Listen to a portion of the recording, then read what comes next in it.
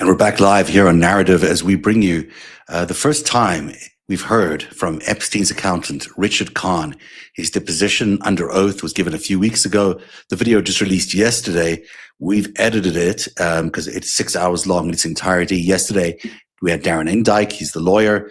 Today, it's the accountant. Look for the stuff around Jane Doe number 4 because he vacillates a little bit at the beginning. He says, absolutely, Trump's accuser, Jane Doe 4, was given a settlement by the Epstein estate. Then he withdraws that later on, so look for that. But just in general, look at the size of money that's being floated around, the complexity of an operation like Jeffrey Epstein had, and the constant denials here by Richard Kahn makes it, to me, difficult to believe that he knew nothing about what was going on. This runs about 2.5 hours. I'm going to let it roll. I won't be here on the back end of it, but I do hope you can share your thoughts and DM me, and also share with me in the chat anything that strikes you that is worthy of further analysis. This is, after all, a crowdsourcing effort, and as you at home are watching and noting and seeing all these full-length depositions, it might remind you of something. It might clue you into something you've heard somewhere else. And the more we can do that, the more we can engage with this fuller length content and understand exactly what was said, the more important these crowdsourcing efforts can be. So pay close attention.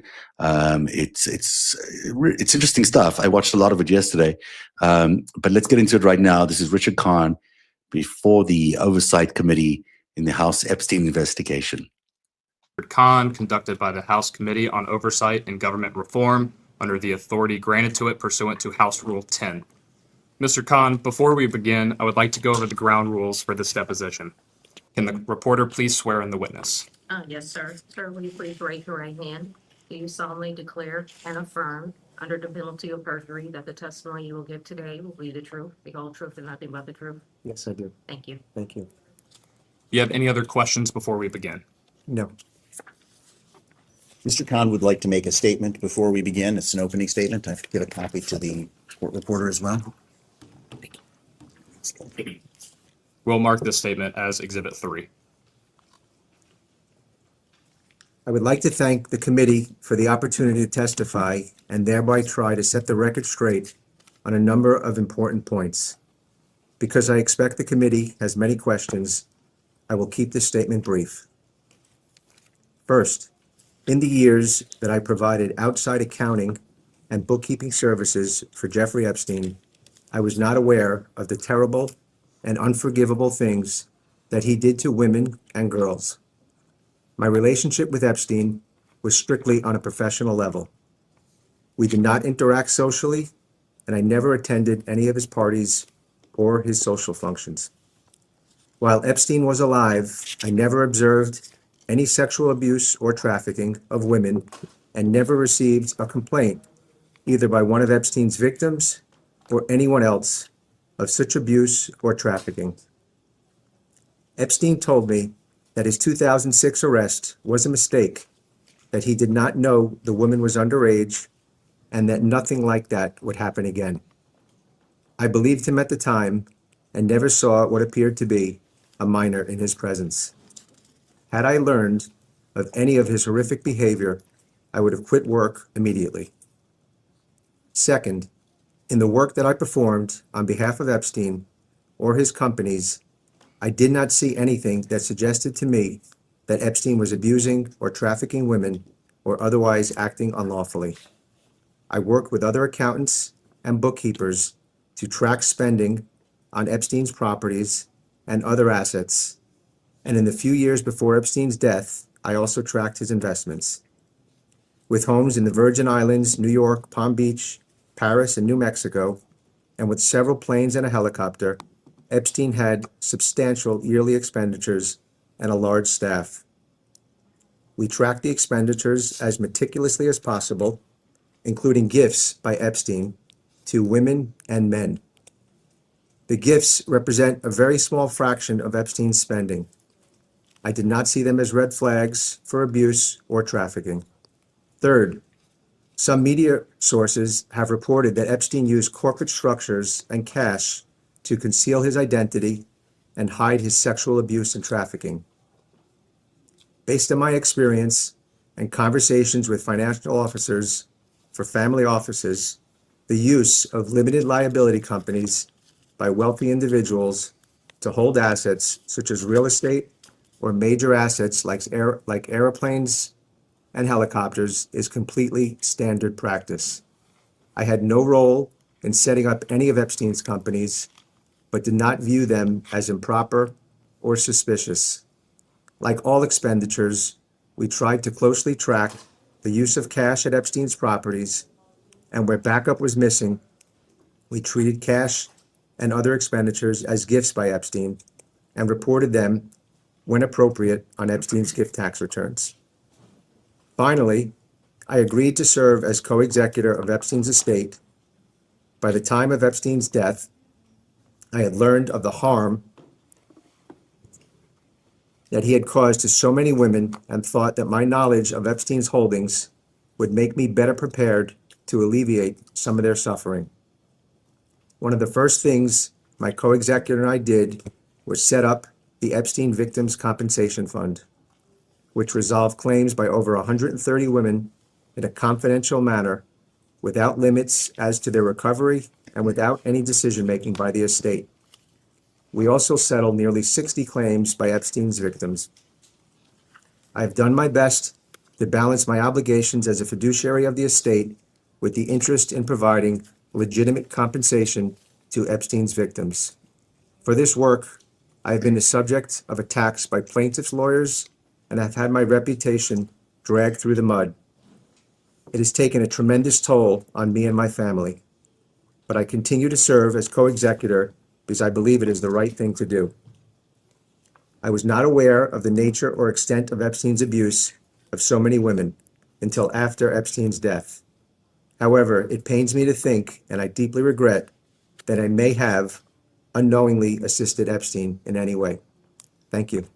Thank you. The clock reads 10:11 a.m. and the majority's time will begin now. Mr. Khan, thank you for appearing here today. Can you tell us where you went to college I went to Syracuse University, and what degree did you graduate with? an accounting degree. And when did you join, or when did you first become employed with Mr. Epstein? I interviewed for a job with Epstein in October of 2005. And when did you first meet Mr. Epstein? I met him in October of 2005. What did you understand Mr. Epstein's job to be at the time that you started working with him? I understood that he was providing financial, tax, and estate planning to clients.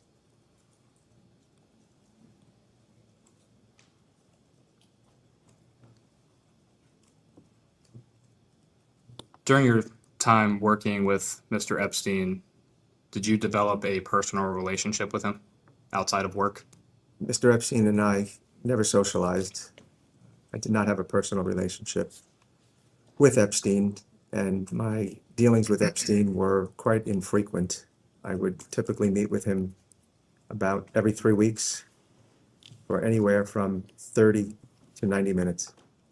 And our conversations were 90% regarding, the questions I brought in and was looking to get answered regarding his accounting and financial situation.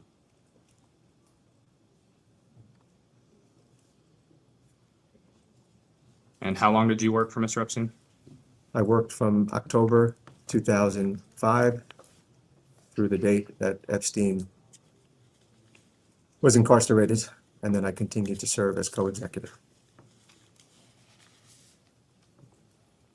And when did you officially become co-executor of Mr. Epstein's estate? I believe that occurred in August 2019. And sorry to jump around in the timeline here, but in 2005, Mr. Epstein was, the investigation into Mr. Epstein in Florida began. I know you started your employment with Mr. Epstein in 2005. Prior to his arrest in 2006, were you aware of any investigations into Mr. Epstein? I was not aware of any investigations, nor was I aware of the fact that Epstein was arrested.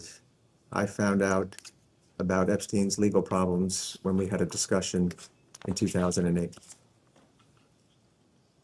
And what did you discuss? Epstein said he wanted to talk with me and mentioned that he was having legal problems in Florida. And he mentioned that he was with a woman that turned out to be a minor and that he was going to be charged with soliciting a minor for prostitution. Epstein then told me that it was a mistake that he was with this minor and that it would never happen again.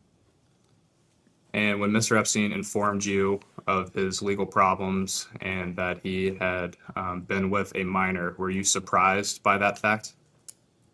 Yeah, I was surprised. I've just been working for this man for a few years. So it was shocking to me, and it was quite upsetting. And did you discuss how his legal problems and subsequent incarceration would affect his financial accounting? Well, at the time, Epstein wanted to continue to employ everyone. He didn't want to fire people. And I know at the time, everyone that continued working for him received a pay cut of, I believe, 10%. And I think you briefly touched on this, but after learning of Mr. Epstein's legal troubles, you of course ultimately decided to continue your employment with Mr. Epstein. Did you ever consider leaving or discuss leaving your Yes. employment? Yes, 100%. In hindsight, I regret that I relied on Epstein's word that this would never happen again. And I believe at the time, we were in the middle of a financial crisis and I had a family to support. So I made the wrong decision in staying working for him, because I later learned as co-executor that Epstein continued to abuse hundreds of minors and adults. So I made an improper decision. Did you suspect that he was ever trafficking women, sex trafficking women, or abusing women or girls in any way?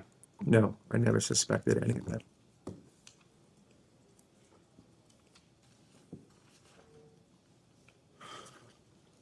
Did anyone in Mr. Epstein's orbit ever express concern to you about Mr. Epstein and his dealings with women before his 2008 conviction? I never saw minors in the presence of Epstein. On my visits every 3 weeks when Epstein was in town, no woman has ever come to me and said that she was in danger, that she was being sexually abused or sexually trafficked.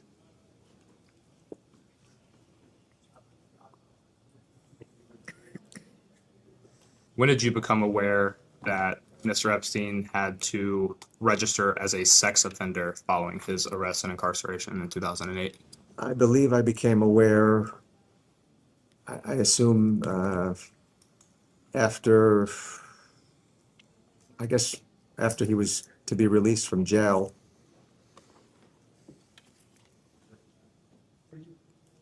When did you first meet Ghislaine Maxwell? I met Maxwell probably within the first, I'd say, 2 months of working for Epstein. And throughout your relationship or employment with Mr. Epstein and working with Miss Maxwell, did her role as sort of a chief of staff or a number two to Mr. Epstein, did that ever change? Yeah, I believe that she was no longer involved in Epstein's day-to-day operations sometime in, I want to say, the 2009 to 10 range. Did you ever have the impression that Miss Maxwell and Mr. Epstein had a romantic relationship with each other? I was never aware of Epstein's romantic relationships, but there was, I'd say, office chatter, or people said that at one point in time they did have a romantic relationship, but I can't say I know that with confidence.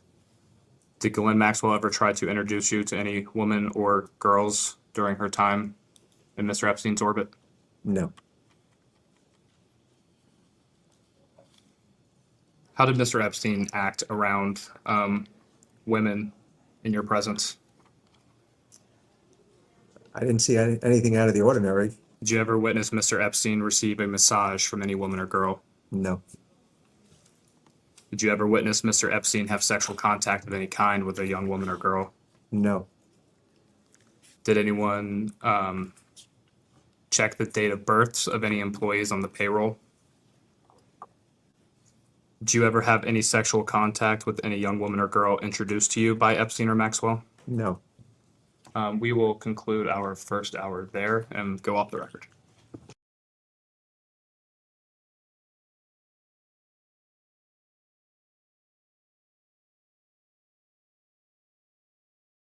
We're on the record. Mr. Khan, good morning. Good morning. I'm going to ask the court reporter to mark as Exhibit A an email. It's a thread initiated by you to Mr. Epstein. It says, I know it has been a challenging week. I support you 100%. If there's anything I can do for you, please let me know. And the email is sent by you to Mr. Epstein, correct? Yes, So I'll represent to you that Mr. Epstein was arrested on July 23rd, 2006. Okay. Is there anything you could have been referring to in that email other than his arrest? I don't recall this email, so it's hard for me to make comment on what I knew. It appears from this communication that you've actually learned of Mr. Epstein's arrest in July of 2006 rather than 2008, as you testified in the previous round. That's not correct. I testified to what I recall to a conversation I had in 2008. This email does not say, I know that you were arrested and it's been a challenging week. It says, I know it's been a challenging week and I support you. It does not say in this email, I know you were arrested. So I'm not going to testify to that. I would like to return to the subject of the point in time when you started working for Mr. Epstein. You were asked during the previous round about Mr. Epstein's net worth, and I wanted to return to that topic as well. I do know he had hundreds of millions of dollars in stocks and bonds and investments. And I do know, as serving as co-executor, that when we filed his Form 706 estate tax return, it had somewhere between 500 and 600 million in assets. During the period of time that Mr. Epstein employed you, what were the sources of his wealth? Epstein earned fees from his clients for financial, tax, and estate planning. Epstein made investments, so he had interest, dividends, made real estate investments, so he had passive income. That's what I understand the sources of his income to be. If we could talk about the clients for a few minutes. How many clients did Mr. Epstein have? Somewhere between 5 and 10 clients. The first client that paid fees that I'm aware of is Les Wexner. The next client that paid fees was either Glenn Dubin individually or his entity Highbridge Capital. The next client was an individual named Steven Sinofsky. I believe Rothschild paid fees. Ariana Rothschild, or one of her affiliated entities. And Leon Black, I believe, was the fifth. Glenn Dubin, I remember seeing income come in for the sale of Highbridge. I don't recall a specific amount. I think it was somewhere between $15 and $25 million. And how much did Mr. Black pay him? I don't recall the exact amount. I believe it was somewhere in the range of $150 million. I'd like to shift gears and talk a little bit more about 301 East 66th Street, the building where I understand you had an office for a period of time. Some of his assistants did have apartments. I believe Sarah Kellen had an apartment. I believe Nadia Marcinkova had an apartment. I believe at one point in time, Svetlana had an apartment. So it's fair to say that he covered the cost of housing for the people who occupied those units? Yes, with a few exceptions. Were any of them, to your understanding, above the age of 30? And what was your understanding as to the nature of their relationship to Jeffrey Epstein? Some of the women that were mentioned were assistants that worked for Epstein. Did you ever understand that Jeffrey Epstein was engaging in sexual activity with any of those women? I was not aware of Epstein's personal and sexual relationships. Did you ever travel on Mr. Epstein's plane? Yes, on 2 occasions, I traveled on Epstein's plane. And on those 2 trips, who else was on the plane with you?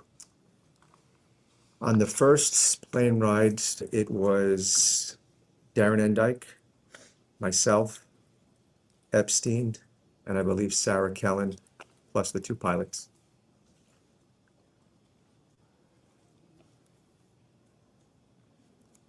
I never saw a transaction in Epstein's books and records that said payment for sex, or I don't recall ever seeing any payments that said, for massages. So there was never anything in his ledger that alluded to that, if that's what you're asking. And by 2019, is that when you started to learn about the extent of his crimes?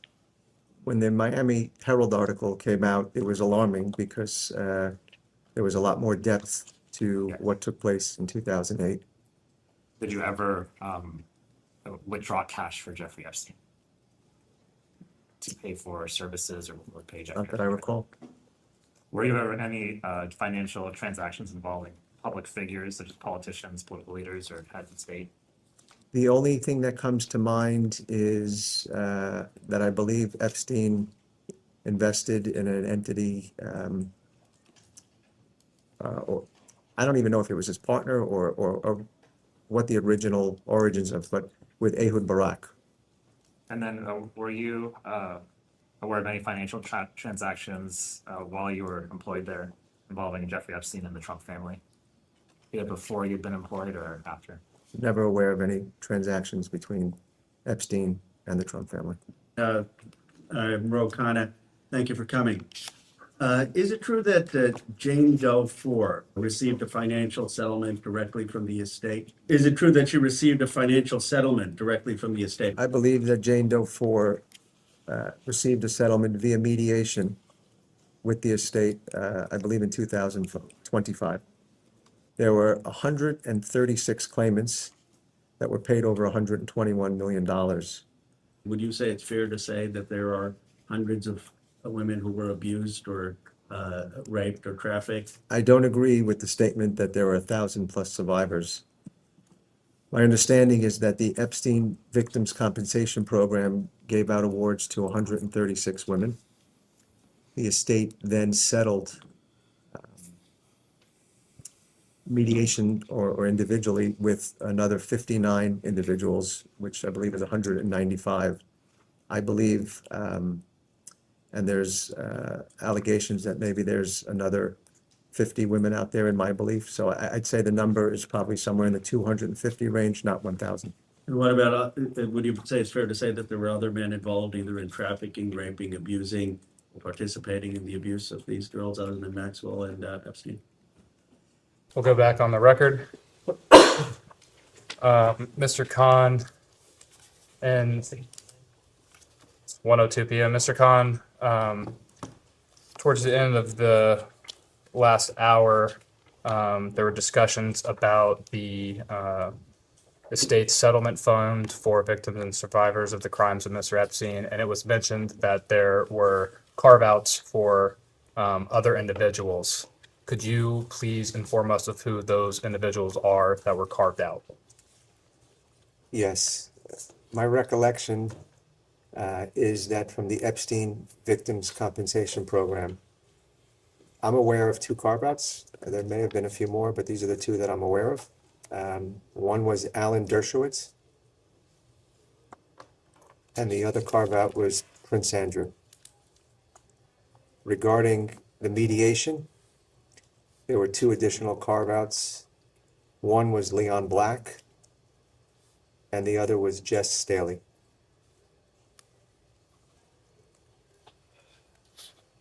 And just for clarity, could you briefly explain what it means that these individuals were carved out? Yes. So when I was alluding to the release from the estate's perspective as fiduciaries, us wanting as broad a release as possible, because we did not want an individual that worked for Epstein or someone that may have been indemnified to later come back to us for legal fees. We wanted as much coverage as possible so that we can have finality.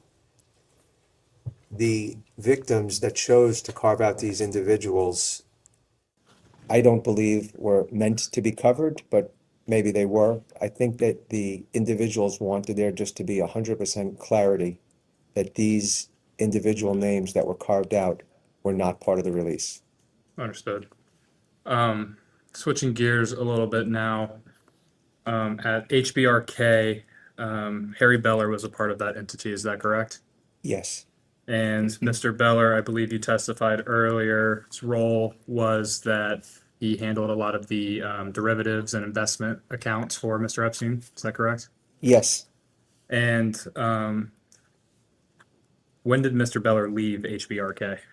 I believe Mr. Harry Beller left employment in May of 2014. And do you know why Mr. Beller left in May of 2014? As I testified earlier, I believe to the minority, Mr. Beller was predominantly involved in working on investments for Les Wexner, and in addition to Epstein. But at the time, from 2000, I don't recall the exact date when Mr. Wexner and Epstein terminated their relationship, but let's just say approximately 2008, the amount of transactions and volume that Mr. Beller was working on had slowed down. So at that point in time, Epstein was just working predominantly on, I'm sorry, at that point in time, Mr. Beller was working just on Epstein stuff, and there was not a lot of work. And Epstein did not think that he was getting good value for paying Mr. Beller's compensation package, and decided that he was going to no longer pay for his services. And you mentioned that the business relationship between Mr. Wexner and Mr. Epstein ended in the 2000s. You stated you didn't know exactly when that was. Do you know why that relationship ended? I do not know why it ended. And whose decision was it for Mr. Beller to no longer be employed with HBRK? It was Epstein's decision. And was that decision to terminate Mr. Beller, is that decision made with you? I was not part of the decision. I would have liked Harry Beller to stay employed and continue to work together. It was Epstein's sole decision.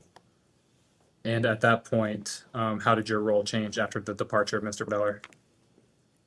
Well, as I testified earlier, Mr. Beller was working on clients' investments and stocks and options derivatives and doing the accounting for it, as well as tracking Epstein's assets and investments.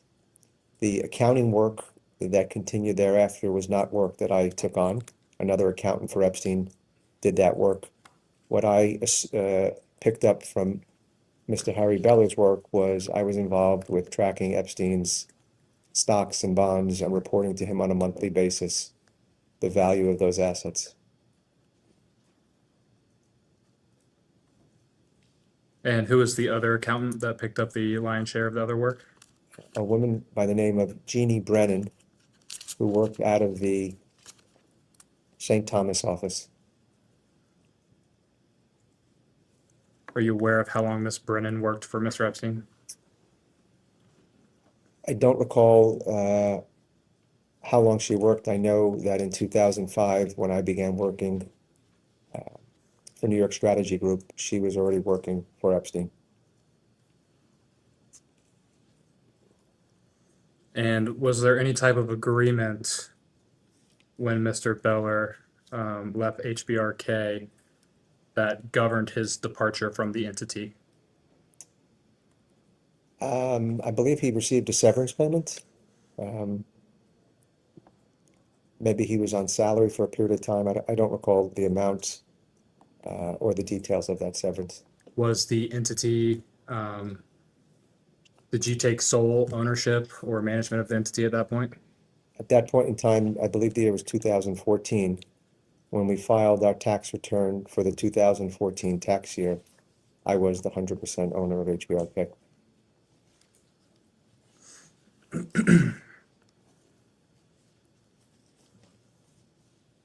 How did HBRK's business change with the departure of Mr. Beller?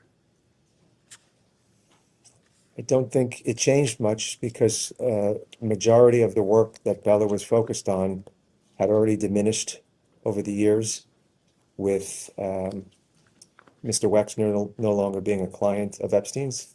So as I said before, I picked up a portion of it and Jeannie Brennan picked up a portion, but HBRK still continued to do accounting and bookkeeping services on behalf of Epstein and a number of his other entities.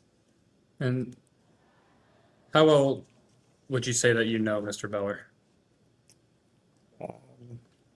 At the time that we worked together, we had, both a personal and work relationship By personal relationship, what does that mean? that we might see each other outside of work. Social events, thing of that nature? I only recall one or two circumstances, but we were friendly and we are both Jewish, so during certain Jewish holidays, we wish each other a Happy New Year or, speak along those lines. So I only remember one or two events outside of work, but we had a friendly relationship, more than just coworkers. Do you still have a relationship with Mr. Beller? Unfortunately not. You say unfortunately not. Why do you still not have a relationship with Mr. Beller? Because when I took on the role of co-executor, and there were many lawsuits that occurred, and I believe that Harry Beller was subpoenaed, and part of it, it just made it a little challenging for us to continue to communicate.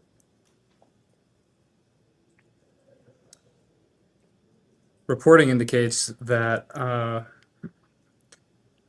Mr. Beller made some large cash transactions over a series of months towards the end of his employment with Mr. Epstein. Are you aware of Mr. Beller's large cash transactions? I'm aware that Mr. Beller had signatory authority for Epstein's accounts at JP Morgan and then Deutsche Bank, and I'm aware that Mr. Beller withdrew cash at times. I'm not familiar with any particular transactions. Reporting indicates, based off legal documents in the 2022 U.S. Virgin Islands lawsuit against JP Morgan, that under the span of 18 months, there were checks cashed for approximately $800,000. Are you familiar with that figure for that occurring? I'm not familiar with the figure, but could you repeat the time frame that it was reported, $800,000, please? It was around the time of Mr. Beller's departure from HBRK, so I believe that would be 2014.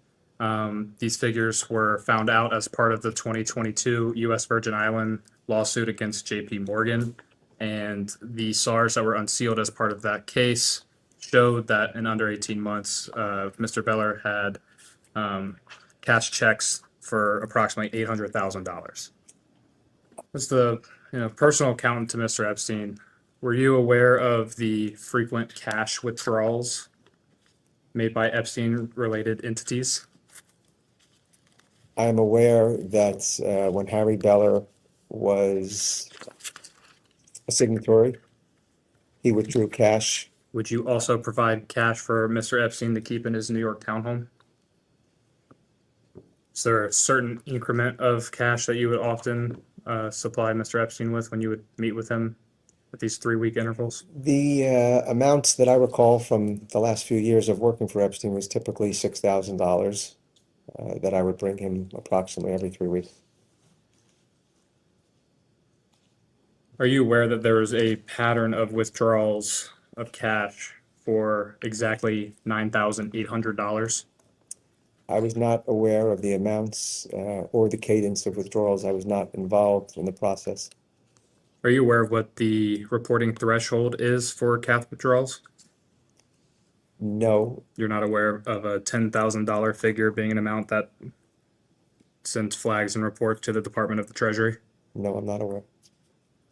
You think it's suspicious that $9,800 was consistently withdrawn out of accounts related to Mr. Epstein? I can't make judgment. I wasn't involved in the process. Looking back with your knowledge as you sit here today, do any of these payments or withdrawals concern or raise flags for you now? Yes, 100%. Looking back with what I know today as co-executor, I should have never have trusted Epstein on anything he said. So I regret many decisions I made and having trust in his explanations to me, knowing what I know now and all the terrible things he did to so many innocent women. Did you receive any loans from Mr. Epstein? Yes, I received loans from Epstein over the years that I worked for him. Probably 3 or 4. And what was the total amount of those 3 to 4 loans? Approximately $3 million. Are you aware of any other beneficiaries of that butterfly trust? I think was a beneficiary. I think Sarah Kellen was a beneficiary. I think Karina Shuliak was a beneficiary. I think Sue Hamlin was a beneficiary. You mentioned previously during this hour that knowing what you know now as co-executor of the estate, with reviewing documents that you should have never trusted Mr. Epstein, what exactly have you learned to make you feel that way or believe that? Epstein abused hundreds of women. And at that point in time, if he was abusing hundreds of women, I couldn't trust anything he said to me because he told me at that point in time that he was never going to do this again. So if I knew now what I knew, let me rephrase that. If I knew back then that Epstein was not keeping his word and not honest and abusing women, I would have left work and reported him to the authorities. Go back on the record. I would like to refer you back, if I could, to what was marked previously as Exhibit D. Dear Mr. Khan, thank you for your help with the university application, a sponsorship letter that says you're willing to pay for my tuition on the terms that I'll be working for you in the future. A full scholarship, parentheses, a fake one, obviously. And in that email, you don't raise any concerns about the reference to a fake scholarship in the prior email, right? Yes, it's correct that I don't make a reference to a fake scholarship because I would never write such a letter. It's also my understanding that JP Morgan Chase dropped Mr. Epstein as a client in 2013. Is that right? Yes, What is your understanding as to why JP Morgan dropped him?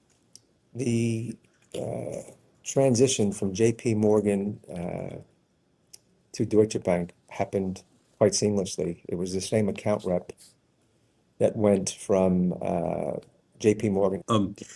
In November of 2018, the Miami Herald published a series of articles about Jeffrey Epstein. Did that series cause you concern?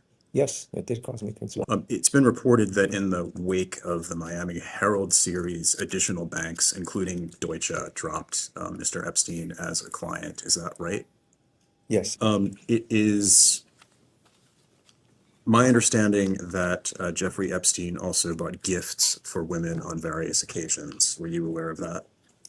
I was aware that Jeffrey Epstein bought gifts for women, men, and scientists and all sorts of individuals, not just women. Were you ever aware of Jeffrey Epstein buying lingerie or sex toys for women? No. I'm going to shift gears to a different topic now. It's been reported in the Wall Street Journal and I believe elsewhere that you had a role with respect to marriages that took place between certain women connected to Jeffrey Epstein. Is that right? I never played a role in any couples and their marriage. I never committed immigration fraud. I will tell you, in hindsight, I regret writing this letter because I now know that I unknowingly contributed to these women's pain and suffering. But this was not me participating in immigration fraud. How many entities did Jeffrey Epstein own? 20 to 30 entities. There was no financial scaffolding. I don't even know what that term means. There was no reason to hide anything. Everything was reported on the books and records. I'd just like to quickly walk through some of those specific entities that Certainly. we had an interest in. The first being Southern Trust Company. What was Southern Trust? Southern Trust was the entity that Epstein used for his financial, tax, and estate planning. It was a U.S. Virgin Islands entity. And did Southern Trust ever make payments to women? Not that I'm aware of. The Butterfly Trust we spoke about earlier, and I know you've answered questions regarding that entity. What was its purpose?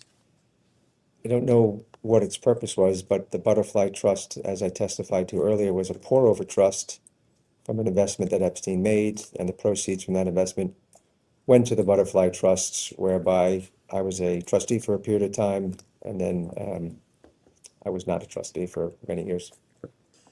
Did the Butterfly Trust make payments to women? Yes. And did you handle those payments?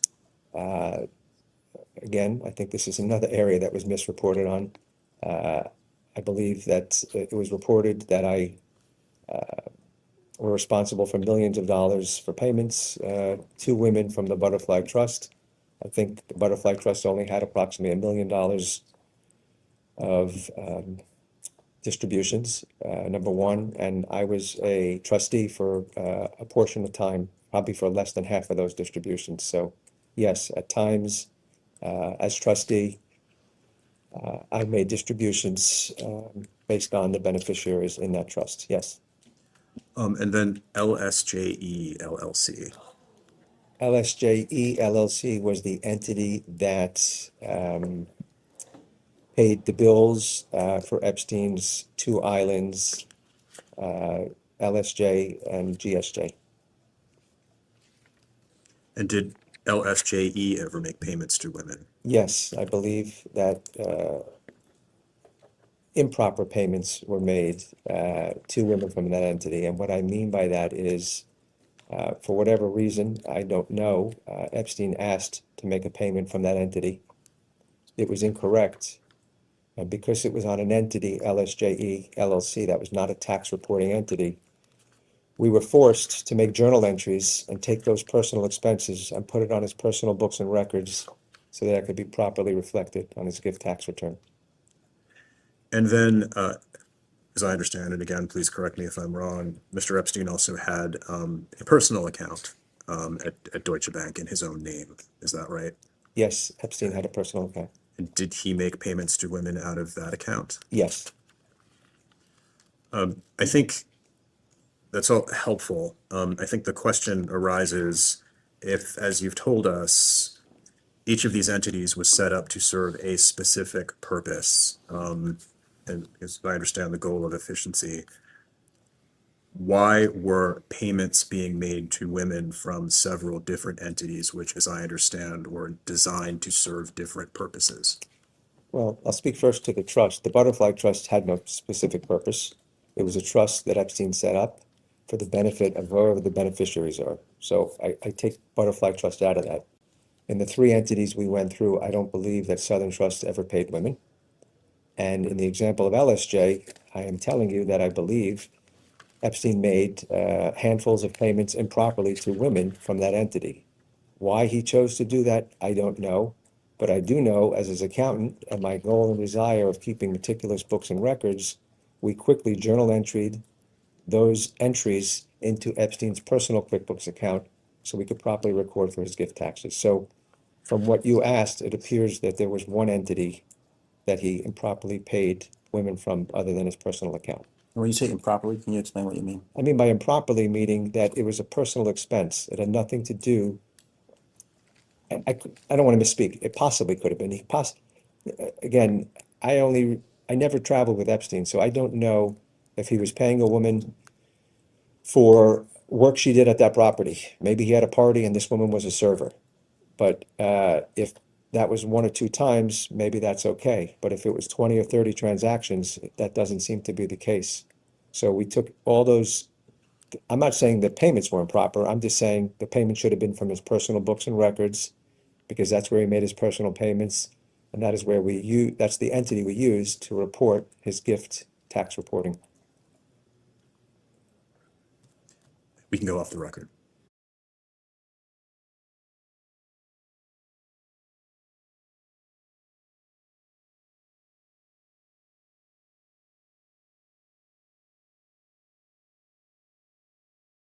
Okay, we will go back on the record. It is 3:15 p.m.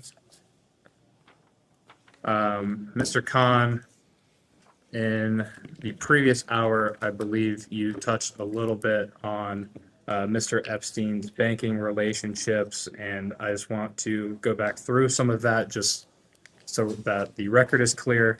JP Morgan Chase was the primary bank until they dropped Mr. Epstein in approximately 2013. Is that accurate? Yes. And can you just restate the reasons for JP Morgan dropping Mr. Epstein as a client? I believe what I testified to earlier was I did not know the reasons why JP Morgan dropped Epstein as a client. Have you subsequently learned any reasons for why JP Morgan dropped Mr. Epstein? Possibly as co-executor, I learned that they were concerned about him being charged with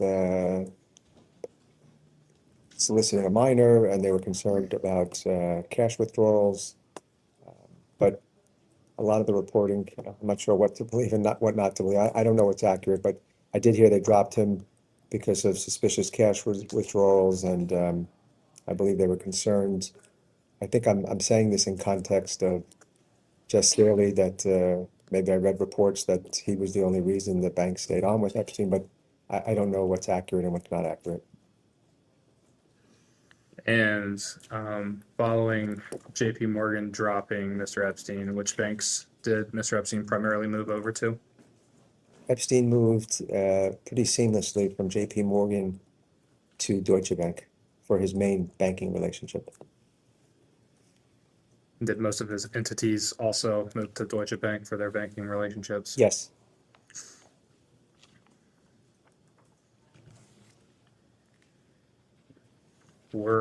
Did you play any role in finding a new bank for Mr. Epstein at this time? In 2014, I was not involved with Epstein's move from JP Morgan to Deutsche Bank. Who would have been involved in that? I don't know if anyone other than Epstein was involved. As I testified earlier, Paul Morris, who was Epstein's account rep at JP Morgan, had moved over to Deutsche Bank, I believe prior to him being dropped. I don't know how much before. And then when Epstein was leaving JP Morgan, he took in Epstein's accounts at Deutsche Bank. And how long did Mr. Epstein bank with Deutsche Bank? I believe he banked from 2014 and Deutsche Bank, I believe, sometime in November or December of 2008, decided to terminate their relationship with Epstein. 2018? Thank you. In November or December 2018, decided to terminate their relationship. However, for a handful or so accounts, they allowed us some time to find a new banking. So what I'm testifying to say is that the last bank account at Deutsche Bank might not have been closed until March or April of 2019. And at which point did you take on a more prominent role in the banking activities of Mr. Epstein? Well, after Deutsche Bank had dropped Epstein, he had asked if I could assist in trying to find him a bank account.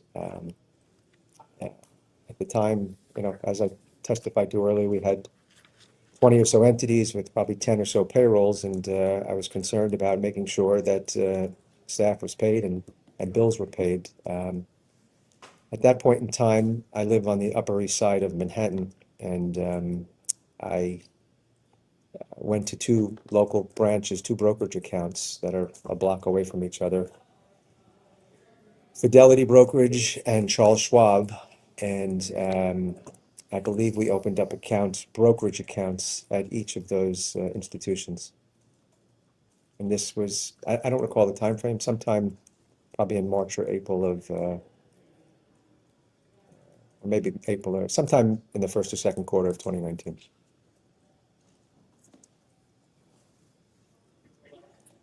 At this point in time, did you move any of Mr. Epstein's money into your own personal accounts? My own personal account? No. Are you aware of Mr. Endyke moving any of Mr. Epstein's money into his own personal accounts? I'm not aware, but I can't say that with certainty. I don't know. And you testified, actually, let me go back for a second. Over the course of your time working for Mr. Epstein, can you provide a total number of bank accounts in which he would have had? Richard Conley personally? No, of Mr. Epstein had. A total number of accounts at all institutions? Correct. I would say that his main banking relationship would have somewhere between what I was describing before, all of his entities, planes, personal investments, somewhere between 25 to 30. And I know he had one account in the U.S. Virgin Islands. That was the first bank. I believe he had a local account in Palm Beach for a period of time. Most of these local accounts were for the purposes of the house managers, so they could access checks. And I believe he had a local account in New Mexico. So I would say the most accounts he ever had at any given time was about 30, approximately. How many accounts did Mr. Epstein maintain, bank accounts did Mr. Epstein maintain overseas? The only accounts that I'm aware that Epstein had overseas were his Paris accounts, which I am not 100% certain whether they were in the name of Epstein or the local attorney. I think some of them were in Epstein's name because I do recall his FBARs, which is financial reporting we're required to do with his personal return, that he had to state the highest value. So he must have had a few accounts in his name, but they were all, my understanding is his accounts were all from Paris, and they related to the support of his home there. Mr. Epstein maintained any bank accounts in Switzerland, Not that I'm aware of. Grand Cayman Islands? Not that I'm aware of.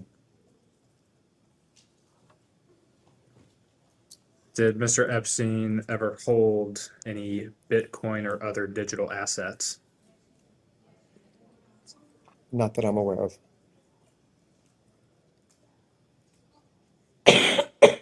Going back to the Paris bank, do you know the name of that bank? I believe there were a few banks. I think it was maybe BNP Paribas. And then the minority was talking about an HSBC account. I don't know if that's accurate, but they were talking about that earlier. And there may have been one other. I don't recall. You mentioned earlier, I believe, around the earlier time frame of you coming into employment with Mr. Epstein and moving towards his problems with JP Morgan, he had problems getting credit cards. Is that accurate? When JP Morgan dropped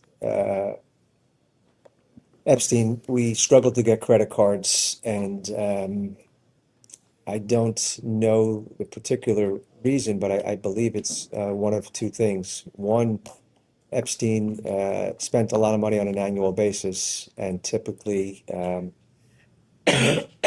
wanted credit lines of $300,000-400,000 because he wanted to give out 10 or 15 credit cards to employees. And I believe that banks wanted full-time, they didn't want to provide just credit card services for that amount of credit without a full-time banking relationship. And Epstein was already settled at Deutsche Bank, so he wasn't looking to move over his banking relationship. And the other reason, and maybe I'm making an inference, is that maybe he had trouble with his credit cards because of his 2008, incident. And outside of just the plain property management staff, approximately how many other individuals would have access to Mr. Epstein's credit cards, whether that be direct access to his own account or an account in their name that maybe he paid for? I'm not sure I'm understanding you. Are you asking how many credit cards were outstanding or how many people would, How many people would have a credit card other than property other managers? than the property What managers, about the pilots? pilots, Including Other- pilots, or are you just including- asking for assistance? including pilots, assistants, other women associated with other businesses, etc.? I believe, and again, I don't recall that much about the JP Morgan credit cards, but I believe back then we probably had between American Express and I don't know if JP Morgan was Master or Visa, but between JP Morgan and American Express, there were probably 15 or so credit cards outstanding. And who were they besides the property managers? They were the pilots. When you use the word property managers, are you referring to also staff of the properties? Yes, outside of staff. property. Outside of property staff, it was the pilots. I think at one point in time, Maxwell had a credit card. And his assistants, I would assume. That would be what gets me to 15 in my head. Did any other women associated with other entities have credit cards paid for by Mr. Epstein? I apologize, I'm not sure I'm understanding your question. When you say other credit cards, are you inferring that he's paying their personal credit cards? Correct. Not that I'm aware of. I believe that Epstein, for assistants that made purchases on behalf of Epstein and also made personal purchases, I believe that all the credit cards were originating from Epstein. And did you track all of Mr. Epstein's credit card payments? No, that was an area that I was not involved in. That was Bella Klein that handled credit cards, which is, each month when a credit card statement came, Bella Klein would communicate with the individual, whether it was a property manager, assistant, or pilot, and request backup for each one of the charges. And then she would take that backup with the explanation and input that into QuickBooks. Did you have access to any of the expense reports generated by the use of those credit cards? Or is that also Ms. Klein? I was not restricted if I wanted to see the report, but I never looked at the reports. It was not something that I worked on. So to answer your question, yes, I had access. There were no restrictions, but it was not something that I worked on. Then just to be clear, the property managers at the Palm Beach residence, Little St. James residence, the New York residence, and the Zorro Ranch residence all had credit cards that they could use on behalf of Mr. Epstein I believe Paris as well. and Paris. Yes. Now, depending on the property managers, yes, and then depending on how much work some of the other individuals did, there might be additional credit cards given to others at that property.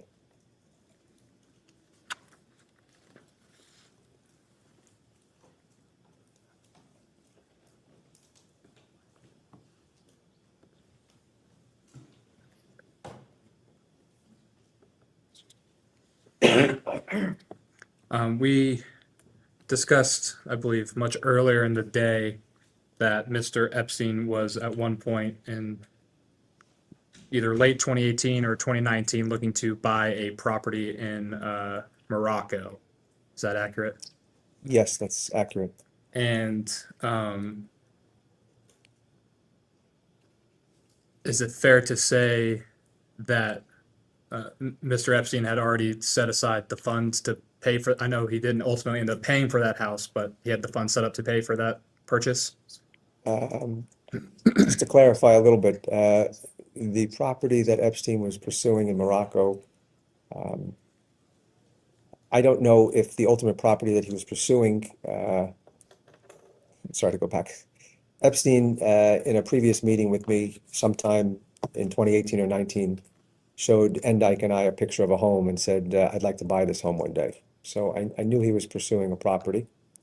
I don't know if the property that he made an initial payment to the broker for was that same property, but I knew Epstein had an interest in Morocco, and I knew he had visited there previous times. The Charles Schwab account where the wire came out of had plenty of funds in the account. I believe the account, I don't know which account in particular it came out of. I know he had 3 accounts there at the time and probably had, I don't know, $50 to $70 million among the 3 accounts. But I will say, I did see an article that alluded to the fact that Epstein made a wire, and then we asked for the wire to be returned, which is correct. And I believe that wire was maybe 2 days before his arrest, somewhere in that range. Or I don't know, maybe it was a week before. He then asked, he retracted that wire. He then asked for a second wire to be made, and I believe it was reported on that he didn't have the funds in the account, which I don't believe is correct. The bank would have never allowed money to go to Switzerland without funds in the account. Maybe it didn't come back in clear, but Epstein held stocks and securities and cash. He had plenty of funds in the account, so I don't believe that reporting was accurate. But then after Epstein was incarcerated, let me rephrase that. One wire was made, it was retracted, and then 2 or 3 days before Epstein's arrest, he made a second wire. And after his incarceration, he requested that that wire be returned back to Charles Schwab, or maybe I personally made the request. He didn't want to purchase that home anymore, and the money was returned, and there's no money in Switzerland, and all the money went back to Charles Schwab. Are you aware of if Morocco has any extradition treaty with the United States? I'm not aware of which countries have extradition. Did Mr. Epstein ever mention countries with extradition treaties That's to you? not something we ever spoke about.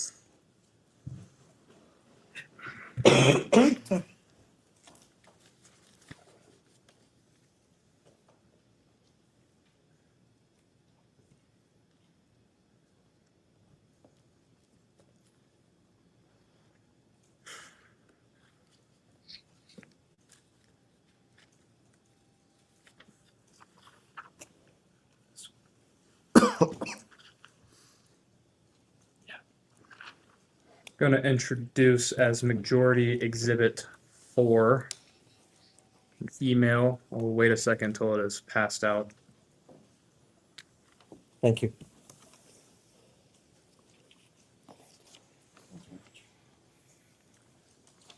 This is an email with the Bates number of EFTA 02125060.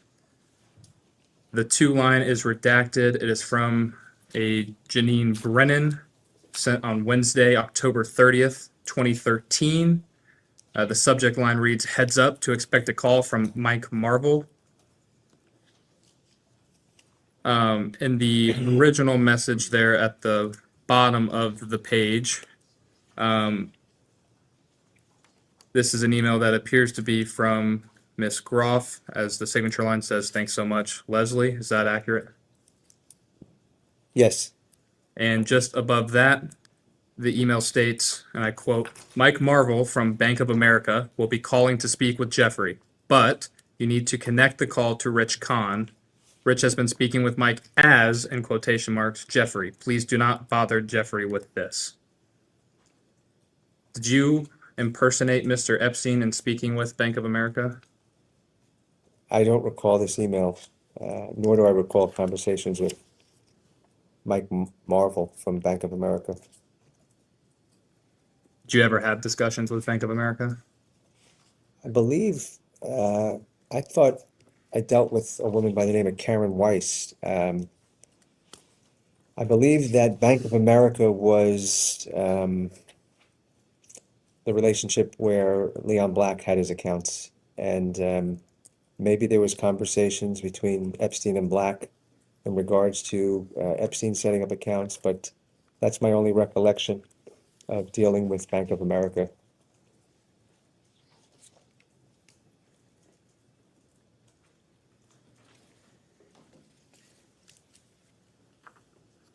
I will introduce as Majority Exhibit 5, another email. I'll give it a moment for that to get passed around. Thank you.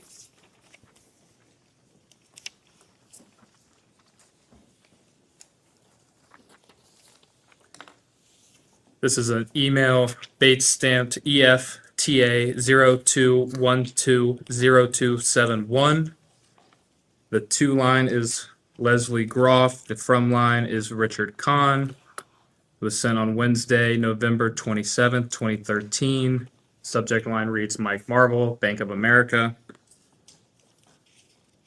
It appears that the signature line has your name, Richard Kahn. Is that correct? Yes, The email says, and I quote, "I left him a message as if I was JEE, left a redacted number for him to call. If he does, please forward to me. Thanks." JEE, is that often referred to as Mr. Epstein? yes, J.E. Is Epstein. And did you call Bank of America impersonating Mr. Epstein?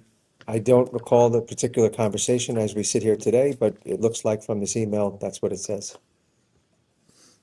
Would you often impersonate Mr. Epstein when dealing with entities or banking institutions? No, Can you recall any other times in which you would have impersonated Mr. Epstein in No. dealing with his matters? no. Do you recall impersonating Mr. Epstein in this? I don't recall impersonating Epstein ever, but the email says I left him a message as if I was JEE. So those are my words, but I don't recall a conversation. It's possible it happened. I wrote something, but I don't recall the conversation.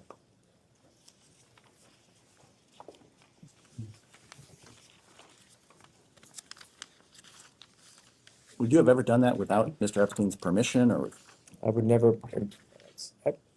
my inference from this email is that Epstein had asked me to speak to the bank on his behalf. I would have never impersonated anyone without their permission, so.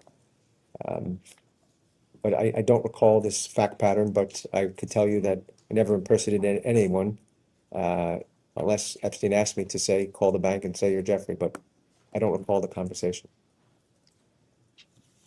Are there any other times when Mr. Epstein explicitly told you to call and discuss matters as if you were Mr. Epstein himself? Not that I recall.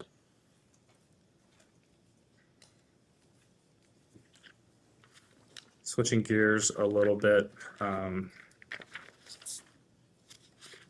the previous hour, some of the entities owned by Mr. Epstein were discussed.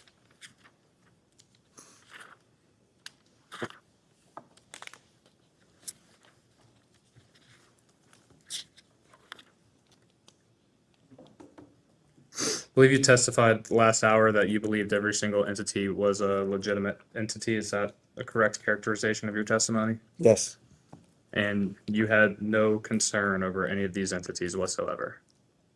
yes, I had no concern over any entities. Looking back with the subsequent knowledge you have since learned.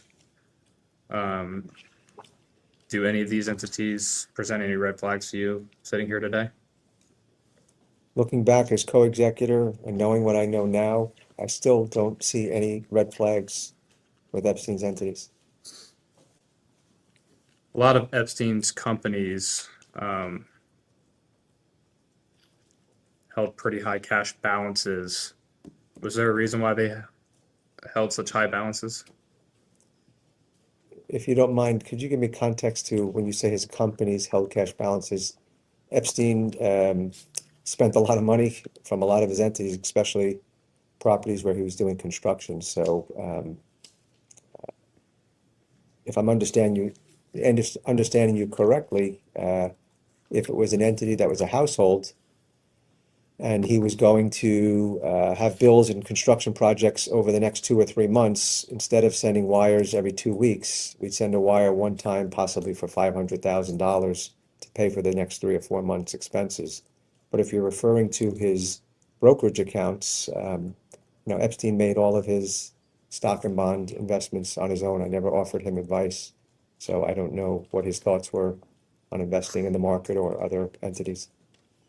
Were there any conversations or discussions about a maximum amount of money, to hold in any entity? Not that I recall. You're asking the question, did XYZ entity have to hold $1 million in cash at a certain point in time? Yes. Not that I'm aware of, but I do know that sometimes banks, require companies to hold a certain amount of money in cash so that the banks could have the use of that money and pay very low interest rate. But I'm not aware of any arrangements like that. Were there any discussions or conversations about a minimum balance to hold in any of these entities' accounts, with the understanding that, of course, banks often have thresholds, but outside of that? I believe, whatever the bank would require, we would keep in order not to pay fees, but I'm not aware of minimum balances at all, no. You recall the entity named Nautilus and Poplar? Nautilus and Poplar, I believe they were title holding entities. I believe Poplar was for the Virgin Islands residence, Little St. James, and Nautilus, I think might have been New York title. And were you the treasurer or otherwise affiliated with any of these entities? I believe I was an officer for his entities, yes. For that entity, for the tree company entities, yes. Do you recall the entity named Cypress? Yes, I believe Cypress held title for his New Mexico property. And were you an officer of Cypress Inc.? I believe at a certain point in time, I was the treasurer. I don't recall the dates. And do you recall a entity named Maple Inc.? Maple Inc., maybe Maple owned New York, maybe Nautilus owned Florida. I'm not sure, but Maple Inc. was another entity that was set up for the sole purpose of holding title to one of Epstein's residences, yes. And were you an officer of Maple Inc.? I believe so, at a certain point in time. Are you familiar with a company named Laurel Inc.? I believe Laurel Inc. was the title holding company for his Florida residence. Were you an officer of Laurel Inc.? I believe so. And speaking about these title holding entities we just discussed, I believe you indicated you were an officer at one point or another with all of them. What was your role in being an officer for these title holding companies? My role as an officer would be to make sure that the bills were paid, the property, and these title holding companies, that the property tax bills were paid and that they filed, timely tax returns. Did these entities have any other obligations outside of the ones you just mentioned? My understanding of these entities is that they were set up, they were USVI corporations, and they strictly held title to Epstein's residences, and the only bills that they paid on an annual basis were property taxes or maybe, some filing fees, but that's all I understood that these entities did. Are you familiar with Gratitude America? Yes, And what is Gratitude America? it is a U.S. Virgin Islands foundation that Epstein set up with the goal of giving money to scientific purposes as well as to the ideals of America. Are you an officer or any otherwise way affiliated with Gratitude America? Yes, What was your role? I believe I was treasurer, and at one point I was president as well. And given those roles, what were your responsibilities with Gratitude America?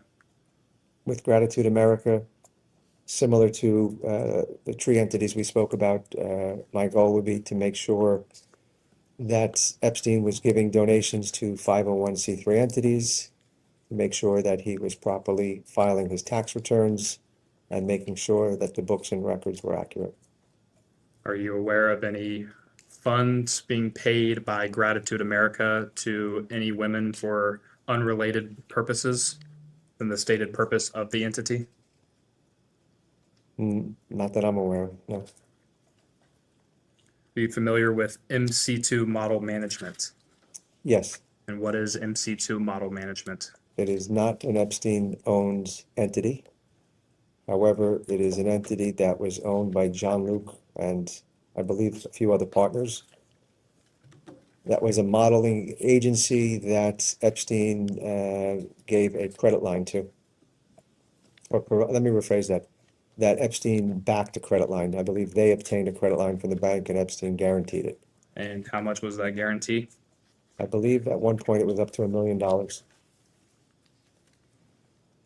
And why did Mr. Epstein provide a guarantee to the modeling agency?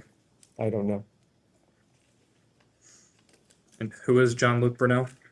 I believe he was one of the owners of MC2 Modeling Agency. Are you aware of what Mr. Brunel's relationship was with Mr. Epstein? At the time, I assumed they were friends. I didn't know their relationship, but subsequently I've read articles that said that they were friends, and I saw recent articles that said Jean-Luc and him had a falling out. So Did you ever meet Mr. Brunel? I probably met him a handful of times, coming or going from a meeting, but we've never had any substantive conversation. Did you ever process any payments from Mr. Epstein or his entities to Mr. Brunel or MC2 Model Management? Process payments, meaning Did you send any money in any form? I believe at one point in time, Epstein asked if money can be sent on behalf of, it may have been Svetlana. That's all I recall. Do you know what the purpose of the money for Svetlana was that was provided to MC2 Model Management? No, I did not.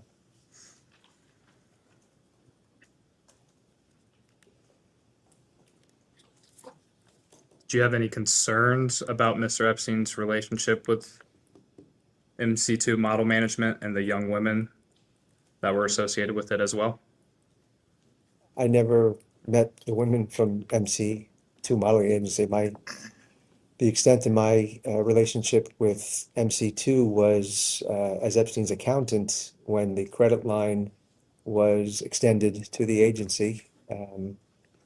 I was making sure that it was paid down and paid off over time. So my dealings were predominantly with a gentleman by the name of Jeff Fuller, who I believe was Jean-Luc's partner. And I would ask him the status of payments and make sure that they would be able to pay down the credit line so that Epstein didn't have to pay on that guarantee.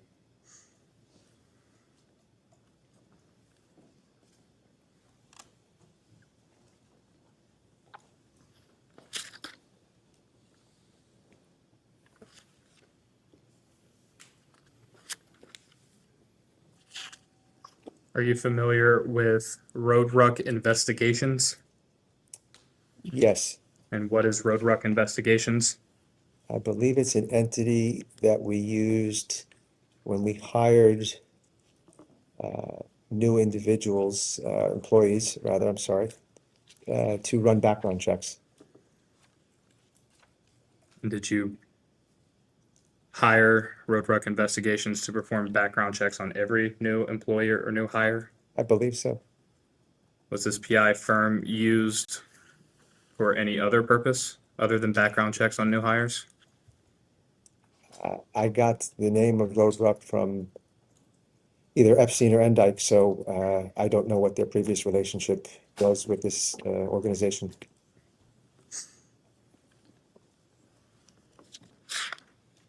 Are you familiar with the entity JEGE Inc.?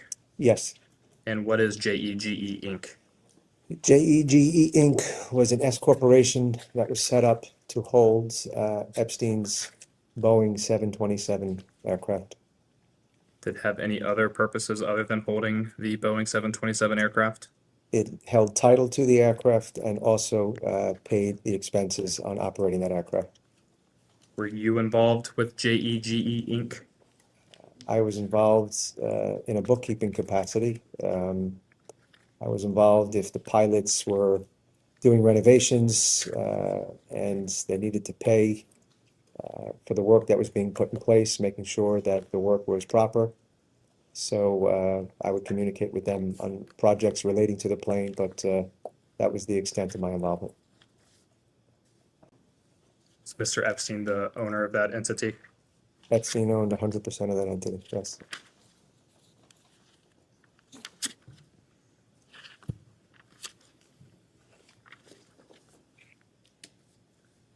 Are you familiar with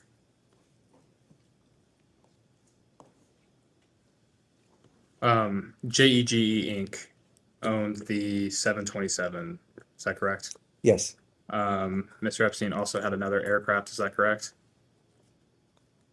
I believe he had two planes at most times. He also had a Gulfstream, I think Gulfstream 2B originally, and then sold that and bought another Gulfstream, yes. And which entity of Mr. Epstein's held the Gulfstream?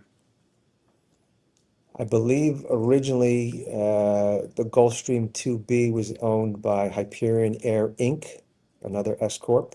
And when Epstein sold the Boeing and sold the Gulfstream 2B, he bought maybe a Gulfstream 4 or 5, I don't recall. I believe that was owned by JEGE LLC.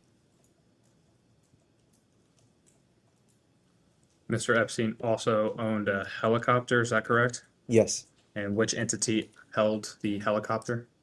Epstein owned many helicopters over the years. One of the first helicopters he owned, I believe, was owned by an entity by the name of Air Guilen Inc. When that helicopter was sold, I think he owned 3 or 4 helicopters over the years, and I believe some of the later helicopters were owned by Hyperion Air LLC.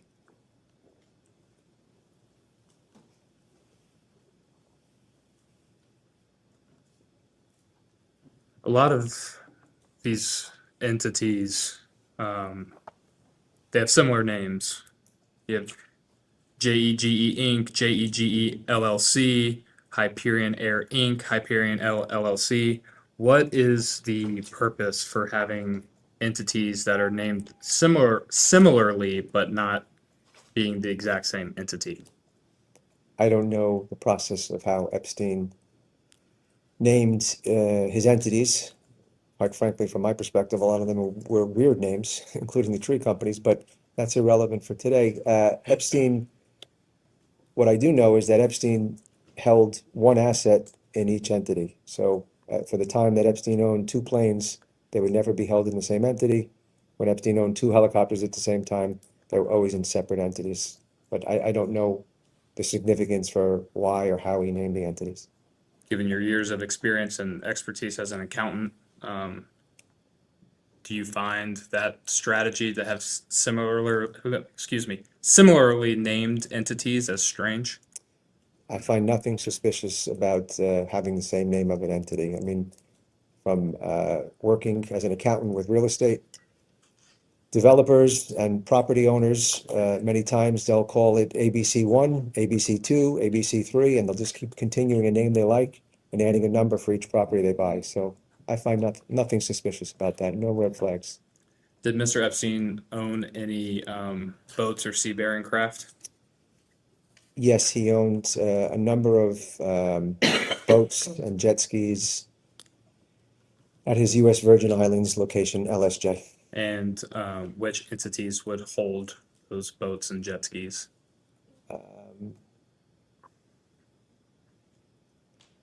His barge was held by an entity by the name of Michelle's Transportation, LLC. And he never owned a yacht. I think most of his boats were just to transport workers back and forth. They might have been owned, this might be the one circumstance where he did not put boats or aircraft in a separate LLC, but from my perspective, it wasn't significant in the fact that these boats, I don't think any boat that Epstein owned was more than $50,000 or $100,000. And understanding that Mr. Epstein likely owned many cars over the time that you worked for him, which entities would have held the various vehicles that Mr. Epstein owned? Epstein typically held his cars by the entity where the car was located. So, for example, in New Mexico, for a period of time, it was Zorro Development that operated the ranch. It then became Zorro Management. So those two entities owned his cars over time. In Florida, I think very early on, when I first started working, Epstein owned cars in his individual name, one or two cars. But thereafter, he owned it in the entity Neptune LLC. Little St. James, the cars were owned, I believe, I don't think there was, I mean, it was an island. I think there was only one car, and it was owned by his business, maybe Southern Trust or Financial Trust. New York would be the same. NES LLC would own, I think it was one or two vehicles in New York. And I believe the same goes for Paris. And which entity in Paris? I think the entity that Epstein held title to his property in Paris was an entity by the name of SCI. It was the name of a corporation that he held shares. I believe he was in a co-op there, owning multiple apartments. But I don't know if that entity held the cars or if he held them individually there. I don't recall. Understood. Are you familiar with Zorro Trust? Yes. And what was the Zorro Trust? Zorro Trust was the original entity that held title to the ranch. So before Epstein used the tree companies to hold title, he held title differently for all of his properties. And prior to, I believe Cyprus held title at Epstein's death. But prior to that, Zorro Trust held title to the ranch, and Zorro Development paid the bills, owned the cars, and did the operations. After that, title was held by Cypress Inc., and Zorro Management paid the bills. Are you familiar with 116 East 65th Street LLC? I believe that was the entity that Maxwell owned her townhouse in. Do you have any role with that entity? I had no role with the entity other than the fact that I testified earlier that I helped her organize her finances. So potentially that entity had some of her staff that were on payroll, and I may have helped her organize, her finances with and understand her payroll, but I had no involvement with that entity in setting it up. And so that entity was owned by Ms. Maxwell? I believe so. Are you familiar with EGC Capital LLC? I don't know that entity. Are you familiar with Forums LLC? Yes. And what is Forums LLC? Forums LLC was an entity that was set up by Maxwell and funded by Epstein. And Forums LLC was involved in the 2005 Clinton Global Initiative. I believe that Forums had some sort of profit sharing with the entity that was putting that event together, which was called Publicis. I believe Publicis was producing the event, whatever that event was, I don't know. But Forums invested money and was in some sort of profit sharing agreement with Publicis. And I don't know anything more other than the fact that when I first began working with Epstein in late 2005 and later in 2006, I remember reviewing the financial statements from that event for the profit and loss of the Clinton Global Initiative. Were there any other entities that were involved with the Clinton Global Initiative or Clinton Foundation? I believe that Epstein made a $25,000 donation to one of Clinton's foundations in 2006. Do you know which entity that came from? I believe it was COUQ. Are you familiar with J. Epstein and Company, Inc.? I'm not that familiar with that entity. I believe that was in existence prior to me starting, and I feel like it might have ended either right when I got there or before, but I think it was an entity. I don't know. I'm sorry. Are you familiar with Lynn and JoJo LLC? Yes. And what was Lynn and JoJo LLC? Lynn and JoJo LLC was an entity that held real estate. And what real estate did it hold? It was a home in Valley Stream, New York. And whose home is that? I believe Epstein owned the home, but it was occupied by Lynn and JoJo, his housekeepers And driver. and driver. Thank you.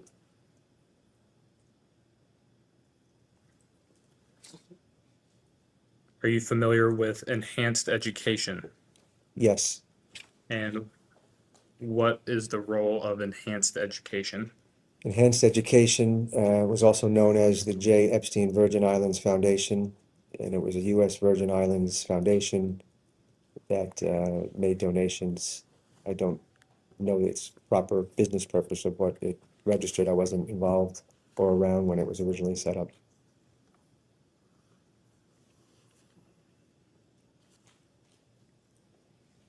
Are you aware of any payments from enhanced education to the Stockholm School of Economics? Yes, I most recently learned about that as co-executor. And what did you learn about that payment? I learned through a litigation that Epstein made donations to that entity.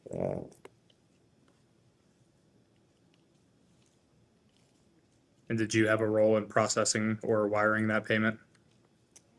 I don't believe, I may have been on an email, but I couldn't have, I would have never initiated the payment because I don't approve payments to charities, and I would have never been able to sign the wire or check, but I may have been on an email where Epstein was asking for money to be sent, or maybe he asked me, and it was handed off to Bella and whoever the signatory was at the time.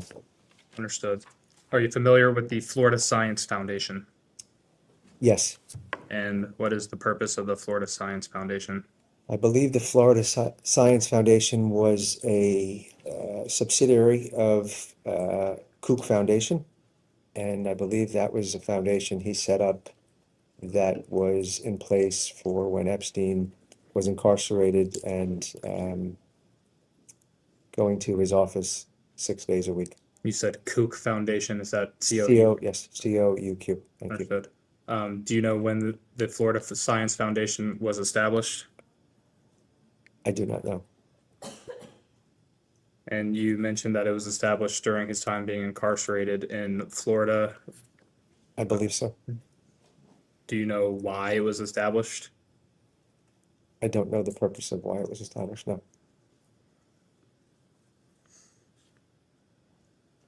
Did you have a role with the Florida Science Foundation?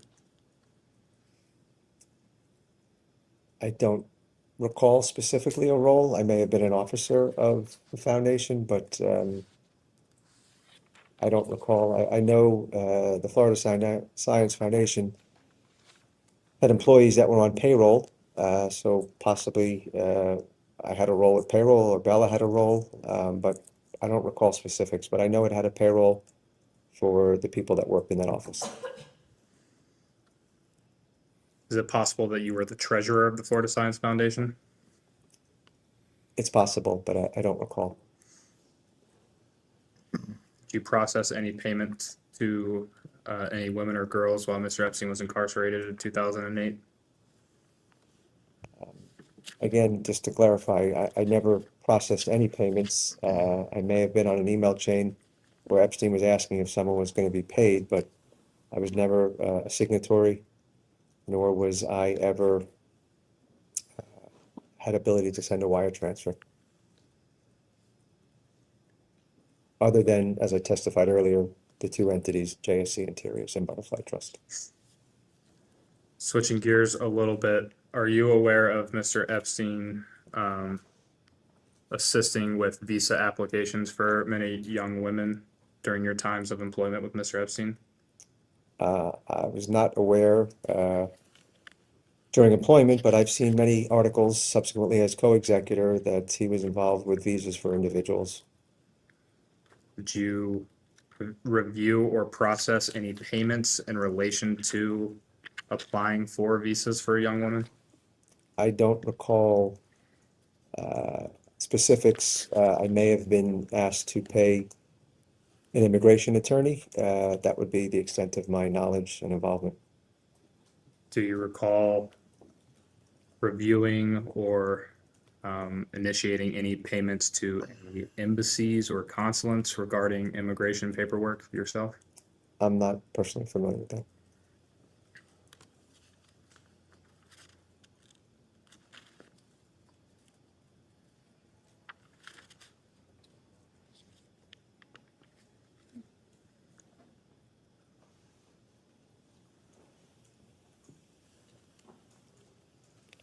We will conclude our hour right there and go off the record.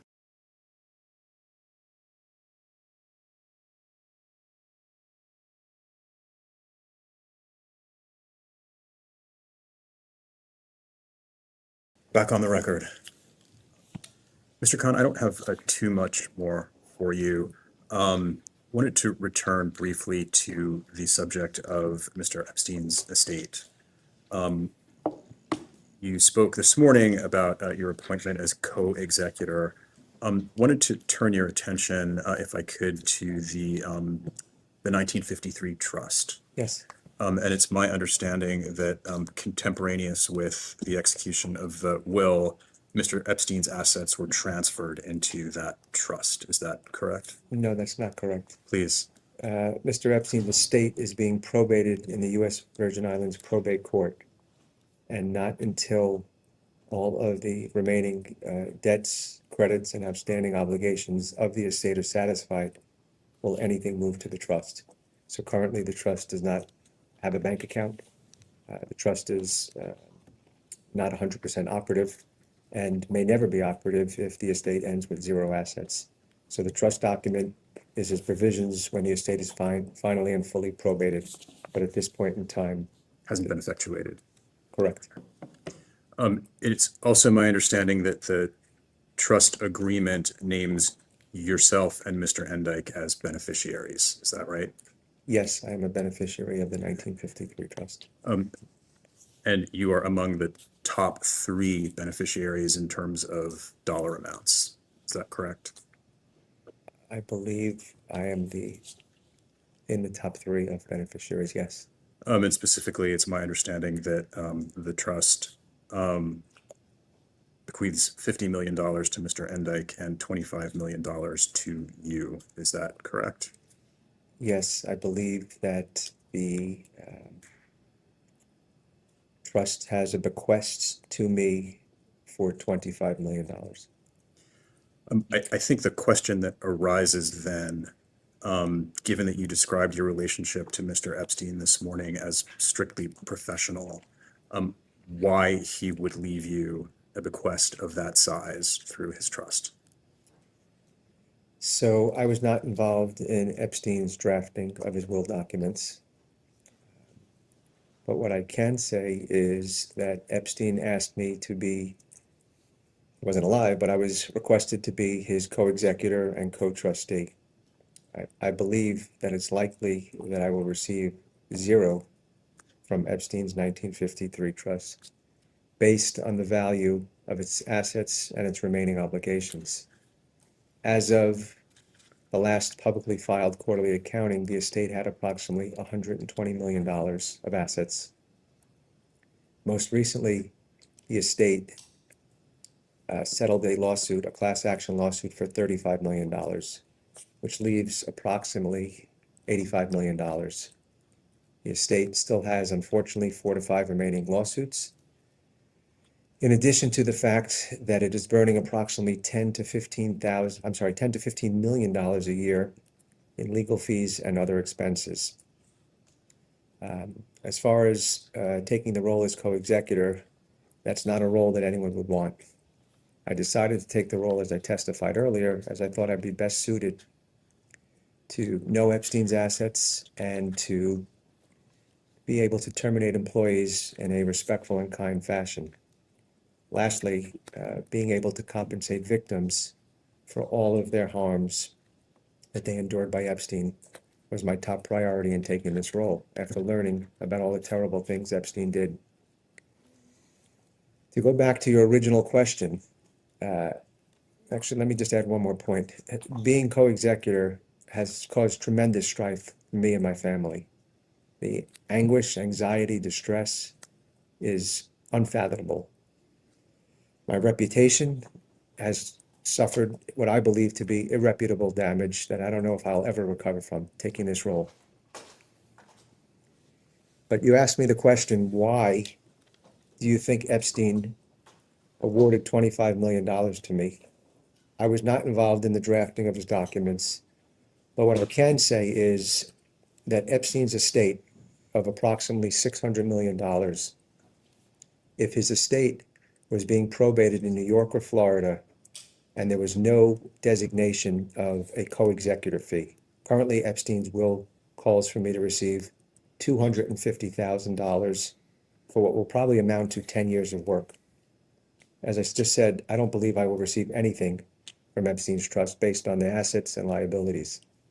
I believe that Epstein envisioned me taking this role as co-executor and co-trustee would be many, many years of work. And at the same time, he didn't provide for what would be an executor fee in New York or Florida, which I believe the statutory rate is approximately 2%. So if I was not in Epstein's trust and I was a corporate trustee, I probably would have received an executor fee of $12 million for serving as co-executor and serving as co-trustee. So that could be the only reason why he left me such a large bequest, because if you take away the $12 million, my bequest is not different than many other individuals that are in that trust for $10 million. And lastly, I would just say, other than compensating victims, I would never take on this role again as co-executor. Thank you. Switching topics again. The BBC yesterday reported that you told, I'm quoting directly, the mansion staff to pack 2 suitcases with the contents of the safe and deliver them to Epstein's home, according to FBI agents. Epstein's home or what does it say? Does it say Epstein's home? I'm sorry. Thank you, Dan. To his home. That'd be referring to your home, Mr. Khan. I apologize. Did you do that? No, I did not read the article, but I do know what you're referring to because the BBC had made inquiries to myself. What happens when the FBI raided Epstein's home in, I believe it was on the 6th, the same day he was arrested. It was either, I think it was the 6th or the 7th. When they raided his home, they broke open his safe. And for whatever reason, the FBI did not take some of the contents from Epstein's safe. When the FBI broke into Epstein's home, they broke down his door, so his door could not lock and the alarm could not set properly, in addition to the fact that they took all the electronic equipment. When Merwin, the house manager, was at the house, he realized that these items were not safe to be left alone in the house. I was on Long Island at the time. I was not in New York City. And I received a call from Merwin, who's the property manager for 90 71st Street, telling me that I packed up 2 bags of Epstein's belongings or things that were safe, and I left them with your doorman in New York City. I just wanted to let you know. I said to him, I'm not home. I'll be home in 3 or 4 days. And at that time, I'll bring it up to my apartment. When I arrived home 3 or 4 days later, I arrived in my apartment. I brought the 2 bags up. I never touched them. I never opened them. I left them in my dining room. I believe a day or 2 later, I got a call from Merwin that the FBI was at the house again, looking to collect things that they didn't take from their first visit. I believe the request of me was, can you please bring the 2 bags to the home? I was at my office in Midtown at the time. I left, I went home, I grabbed the 2 bags, I brought them to the residence, and I believe at that point in time, the FBI gave me a receipt for the 2 bags, and that is what took place. What the BBC reported is inaccurate, and the story as I understand it is exactly what I told you. And then another topic, during your employment by Mr. Epstein, did you ever become aware of the relationship between him and Donald Trump? Did I ever become aware of the relationship? Donald Trump is someone that Epstein liked to talk about a lot. Did I become aware of a relationship? I assumed at one point they were friends and they had a falling out, but I don't know what is true and what is not true. He never spoke to me about his relationship with Donald Trump, and I've just seen a lot of stories in the news that I don't know whether they're true or not.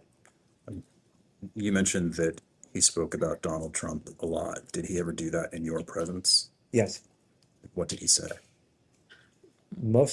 I don't recall specific conversations, but most of the conversations relating to Donald Trump or relating to, I'm sorry, respectfully, most of the conversations relating to President Trump were at the time where President Trump was in the news quite frequently from 2016 to 2020.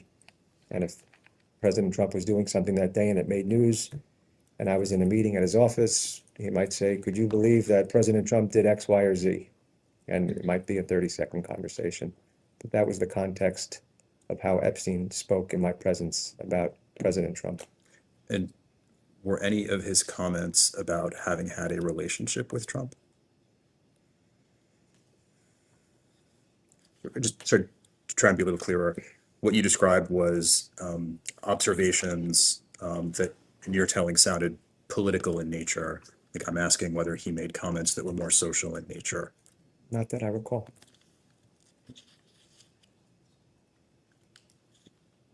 And again, during the period of your employment by Mr. Epstein, did you ever become aware of the relationship between Mr. Epstein and Howard Lutnick? I was never aware of the relationship between Mr. Lutnick and Epstein. However, most recently, I did see a lot of reporting on the matter, and I am aware of a few instances of communication that involved Mr. Lutnick and Epstein, either directly or indirectly.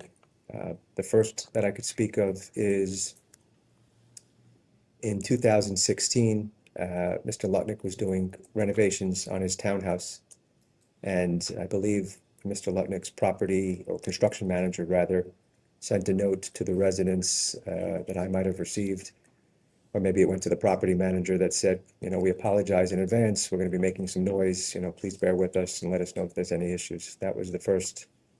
The second was that Epstein, through his friend David Mitchell, invested in a company called Adfin, which was trying to, I think they were trying to become like a Bloomberg terminal for purposes of advertising. And I believe at the time, Mr. Lutnick, either individually or through his entities, was one of the largest or the largest shareholder. The third thing that I became aware of most recently is that in 2017, John Paulson, the hedge fund manager, made a request to Epstein. I don't know if it was a request. He sent him a note mentioning that the UJA was honoring Mr. Lutnick in December. Would you be interested in donating? And Epstein donated $50,000 from one of his foundations.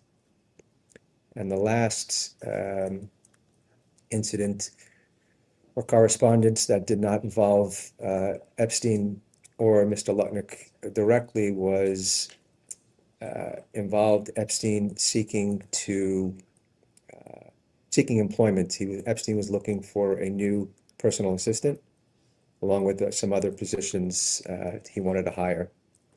And Epstein engaged a recruiting firm out of Milwaukee, which sent some resumes over, and I believe maybe they came to me first. And when I reviewed the resumes, one of the positions on one of the women's resumes said that she was a personal assistant for a private residence in Manhattan. And the recruiter then told me that this was Mr. Lutnick's residence. I sent the resumes to Epstein and informed him that this personal assistant used to work for your neighbor, Mr. Lutnick. Epstein said, okay, great. I'd like to interview this woman. I reached back out to the recruiter, and the woman had already taken a job at that time and never interviewed with Epstein. That's what I recall from most recent news reporting and understanding. Apart from this instance, were you ever involved in hiring any other personal assistants? I wasn't involved in hiring. I was simply the intermediary between the recruiter, me, and Epstein. I never made decisions on hiring anyone. I got the resumes because I was dealing with the recruiter and his engagement letter, and they went first to me, maybe to screen, but I never made a decision. I forwarded everything on to Epstein.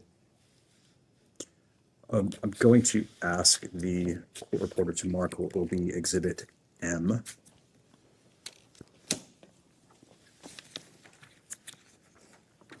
Which is an email dated October 3rd, 2013, between yourself and Mr. Epstein. Subject line, Emily Johnson, resume.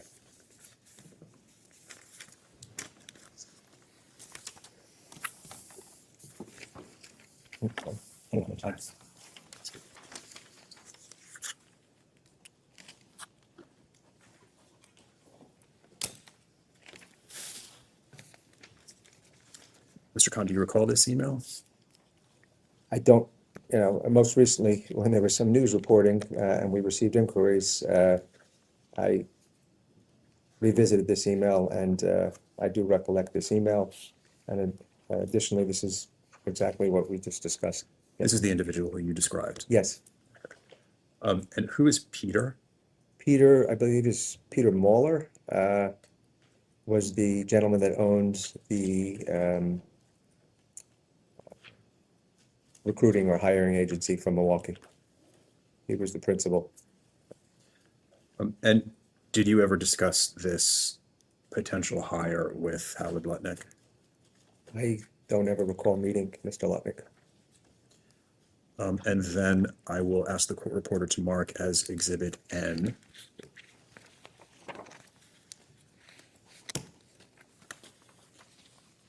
An email thread dated November 8th and 9th of 2017. Thank you. Subject UJA Wall Street dinner honoring Howard Lutnick. Just give me 1 second, please. Sure.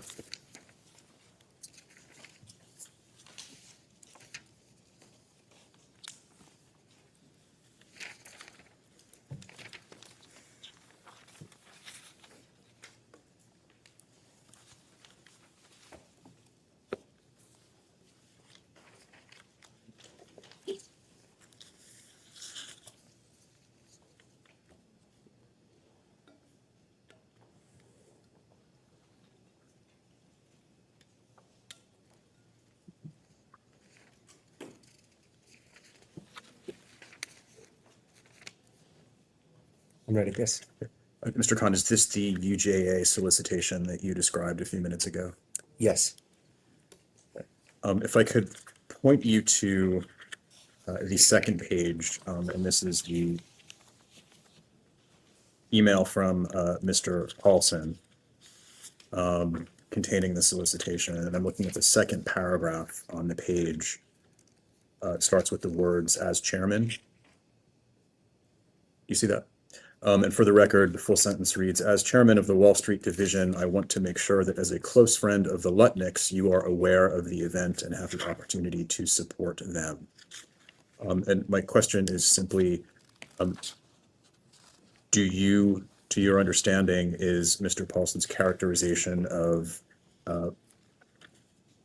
Mr. Epstein as a close friend of the Lutnicks accurate? Number one, I do not know what Epstein's relationship was with Mr. Lutnick, but I would say to you that this was what appears to me a standard email that was written and sent and forwarded to many individuals on behalf of Mr. Lutnick as Paulson was trying to raise money on his behalf. I do not believe that this email, as I read it today, was written directly and solely for Epstein. So And did Mr. Epstein attend this event?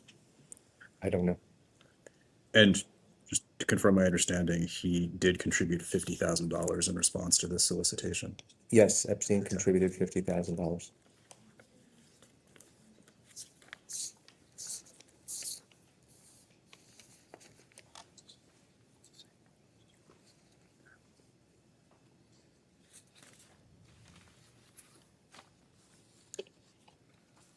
I asked you a few minutes ago, Mr. Khan, about the relationship between Jeffrey Epstein and Donald Trump. I'm just going to ask you the same question with respect to Melania Trump, and specifically during your employment by Mr. Epstein, did you ever become aware of a relationship between Jeffrey Epstein and Melania Trump?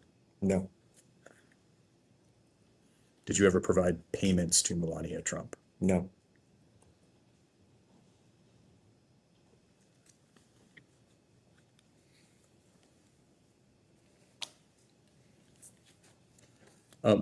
Earlier today, I believe you testified that Mr. Epstein invested in a business with Ehud Barak. Is that correct?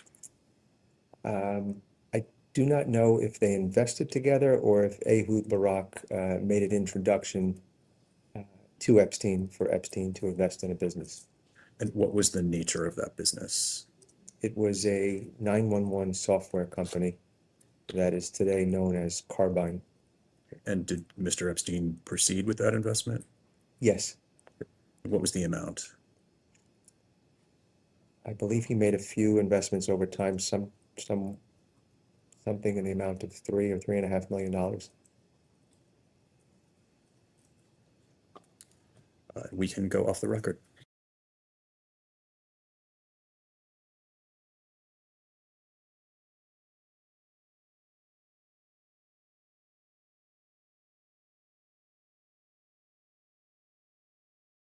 All right, we'll go back on the record. It is 4:37 p.m. Mr. Khan, have a few more questions for you before we wrap up today. First, starting with Mr. Epstein wanting to open his own bank account. When did Mr. Epstein first receive his license to be able to open his own bank in the U.S. Virgin Islands? So I believe what you're referring to is Epstein's desire to use his IBE, his international banking entity, to provide banking for himself. My understanding is that Epstein received this license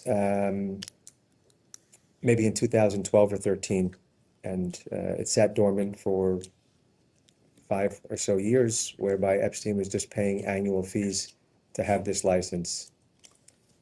There were not that many IBE entity banks in the U.S. Virgin Islands, but there were a few. And Epstein's desire to activate this license and try to form his own bank came after he was dropped by Deutsche Bank and was unable to find banking elsewhere. And did you discuss the idea of starting this IBE bank with him back in 2012, 2013 when he first received his licensure? I don't believe I was involved in him obtaining the license at all, or I don't recall discussions. He may have said in passing, I have this entity, or maybe, when the annual fees were paid, I knew what it was for, but we never had discussions about it. And at what point did Mr. Epstein express to you that he wanted to more thoroughly pursue this idea? I believe the timing was after the Miami Herald article, Deutsche Bank dropping him and him struggling to open up other banking relationships. And did you advise or otherwise help Mr. Epstein during this time of officially trying to pursue opening up his bank? Yes. And how did you advise Mr. Epstein in this? At the time, I had a friend who previously served, I don't recall his exact positions, but as an officer or owner of a bank, and Epstein engaged him, or Epstein's entity, which I believe at the time was Southern Country International, engaged this individual as a consultant to help the process of trying to figure out how to open a bank and how to run a bank. And did Mr. Epstein ever take concrete steps towards opening this bank? Yes, we began to, at the advice of the consultant, we were advised that in order to operate a bank efficiently, and I believe the consultant had bigger plans than just banking for Epstein. He wanted to be able to bank for the public as well. But the advice that he gave was that the entity, Southern Country International, needed to have a lot of capital. So some of the steps that Epstein was taking is 2 of the other entities where Epstein held his brokerage assets and cash were Southern Trust Company, Inc. and Southern Financial. I believe he started to transfer assets from those entities to Southern Country to start to build up a capital in that entity as part of the process to begin to, activate this bank. And as part of the meetings with this consultant to initiate this bank, these meetings were in the U.S. Virgin Islands, is that correct? We did take one trip to the U.S. Virgin Islands, but most of the meetings were based in New York, either telephone conversations or emails. I believe Epstein met with the consultant maybe once, I don't recall specifically, but a plan was being formulated, and then we took a trip down to the U.S. Virgin Islands, the consultant and myself, whereby we met with another IBE entity that was already operating. And we met with some of the local officials in order to figure out, how to activate the bank, and making sure we, adhered with the rules and regulations. Which local officials did you meet with? I don't recall. Maybe it had to do with someone in the banking division, but I don't recall. Did you ever meet with the then current governor of the U.S. Virgin Islands? I don't believe I ever met with Governor Mapp. Did you meet with any of the prior serving governors of the U.S. Virgin Islands? During that visit, we had dinner one evening with Cecile DeYoung, who was the office manager. She ran Epstein's St. Thomas office. and her husband, who was the former governor, John DeYoung. Did Uh, you, sorry. I was going to say, I want to add one thing. It was the consultant, myself, the two of them, and I believe it was 2 or 3 other individuals. And who are those other? I don't recall. Did you meet with any other elected officials of the U.S. Virgin Islands? Other than meeting with Governor DeYoung, I don't recall ever meeting with any other elected officials.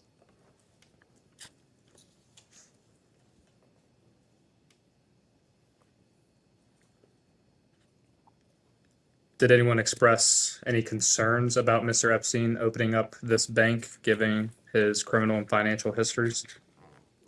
I didn't hear any concerns in my visit.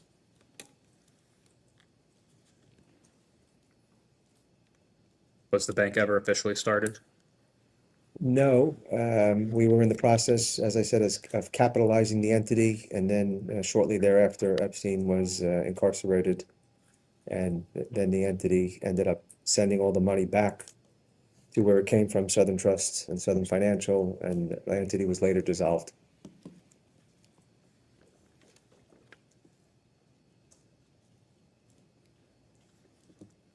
Mr. Khan, in your years of accounting work for Mr. Epstein, did you ever record or review payments to individuals described as providing massage services? Did I ever record payments or see them? No, I don't recall ever seeing massage payments. Do you recall seeing any categories for payments falling under the term massage? I don't recall seeing payments for massage.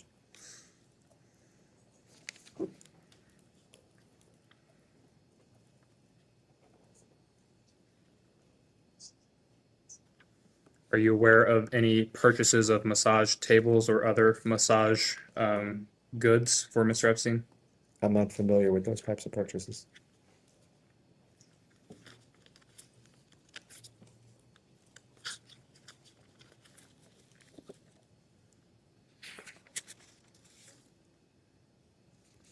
In April of 2019, did you receive a $1 million payment to your personal account from an Epstein-owned trust? Yes, And which trust sent you this money? that was the trust we spoke about earlier, the 2013 Butterfly Trust. Understood.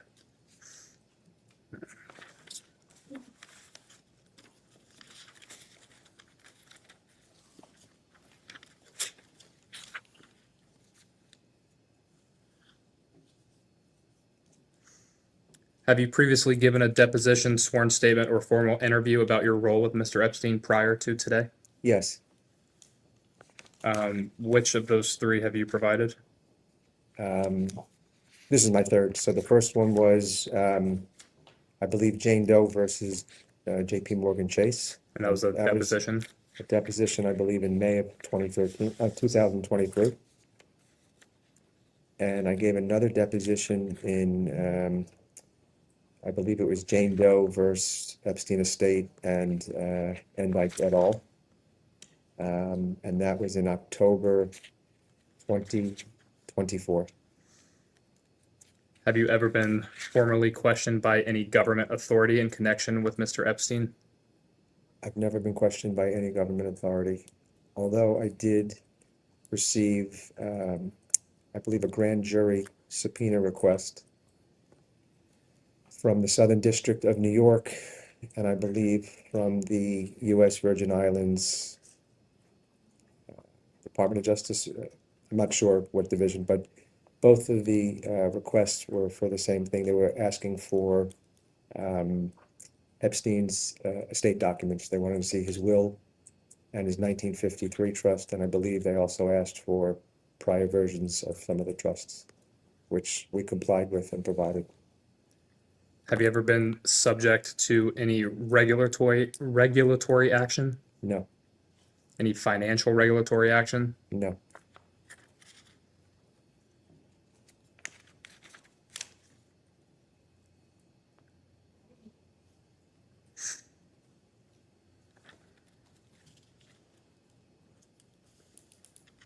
In I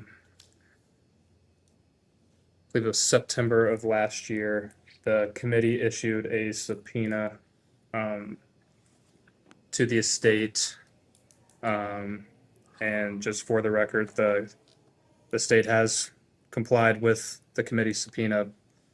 Based off of your testimony today, I just wanted to ask a follow-up question, and I can provide this as an exhibit if you all would like, but I'm just going to read a provision from the subpoena. It's item 13. All documents and communications, including but not limited to manuals or instruction booklets regarding or referring to the maintenance, management of properties or services performed at properties owned, rented, operated, or used by Mr. Jeffrey Epstein from January 1st, 1990 through August 10, 2019, including but not limited to, and we listed out several addresses.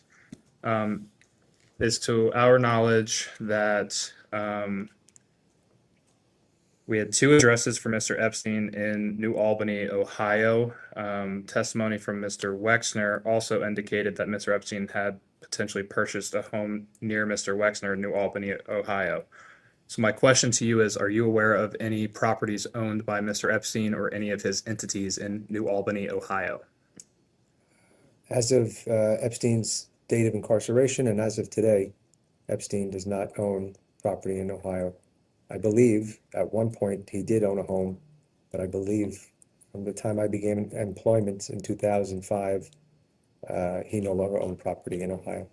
And is there any reason in which the estate would no longer have those documents to show the properties in Ohio? I never had those documents. They were never in my possession. So unless Epstein had the documents and they were in his emails, I don't know where the documents would be. And in the same vein, you mentioned earlier today about a entity of Mr. Epstein that owned a home in Valley Springs, New York, I think. Valley Stream, New York, yeah. Valley Stream, New York. Does the estate have any documentation as to the ownership of the property in Valley Stream, New York? I believe, but I'm not 100% certain that the estate still owns that property. The property, I believe, was purchased with Epstein or Endyke as nominee owner for the benefit and use of Lynn and JoJo. Unfortunately, Lynn is no longer alive, and I believe JoJo lives there, but I believe it is property of the estate. And I believe it's, now I'm thinking, I believe it's property of the estate, and I'm 100% certain it's property of the estate and reported on our publicly filed quarterly accounting.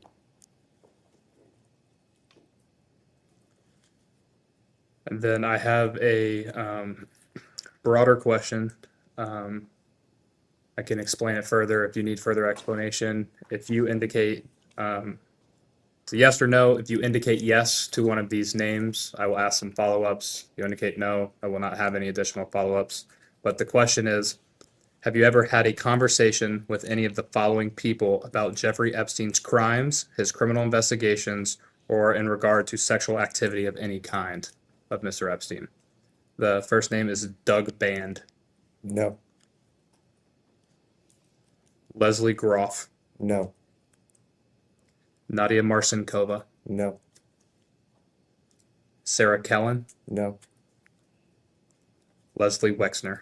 no, Ted Waite. no, Kathy Rumler. no, Bill Gates. no, Leon Black. no, Steven Sinofsky. no, Glenn Dubin. no, Eva Anderson Dubin. no, Any member of the Rothschild family. no.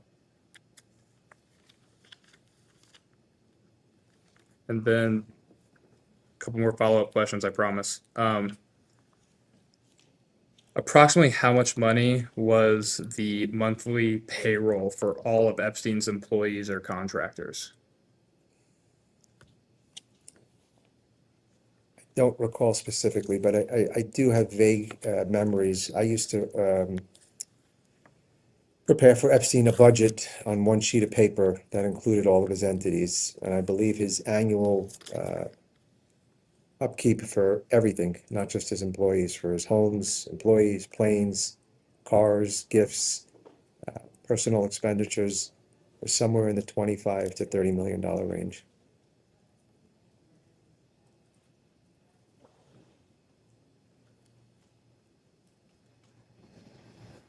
And understanding that there can be some fluctuation, but in a similar vein, what were Mr. Epstein's total monthly expenses across everything under his entities or control or ownership? I'm sorry if I answered the previous question incorrectly. That was the number that I said relates to his total everything. Okay. Yeah. Annually, though. Annually, yes, annually. Yes. Annual $25 to $30 million annually. That includes the fuel for his planes, repairs and maintenance for his planes. If he does a capital improvements on one of his properties, if he buys a car, if he gives a gift, if he hires a decorator, everything.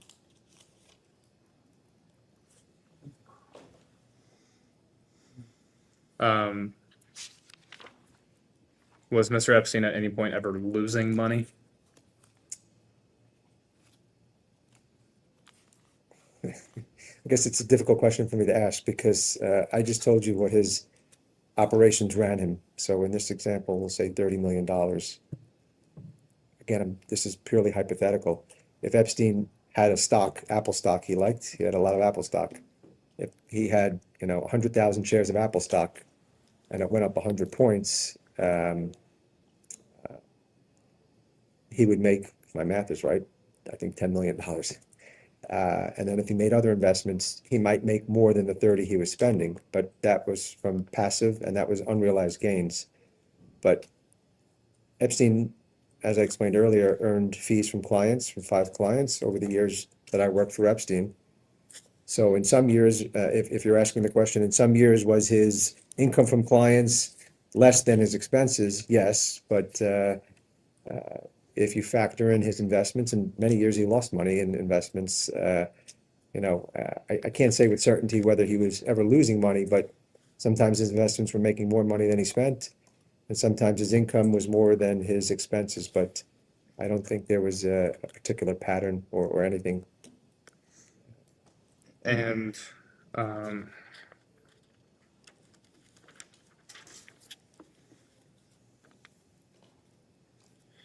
believe you testified earlier that you had some concerns after Mr. Epstein's legal troubles in 2008 and 2009 when he was imprisoned. You decided to stay employed because you were a new father. There was a financial crisis. Is that accurate to what you testified to today? In 2008, I trusted Epstein when he told me that it was a mistake that he was with a minor and that it would never happen again. But I still had concerns, and I then evaluated, along with the fact that we were in a financial crisis and I had a young family, and I decided to stay. Yes, that was my testimony. And after 2009, did your concerns about Jeffrey Epstein end or wane? Are you referring to a particular time after he was released from prison? Just after he was released from well, prison? After Epstein was released, I could say affirmatively that I never saw a minor. I never saw a woman that was being abused.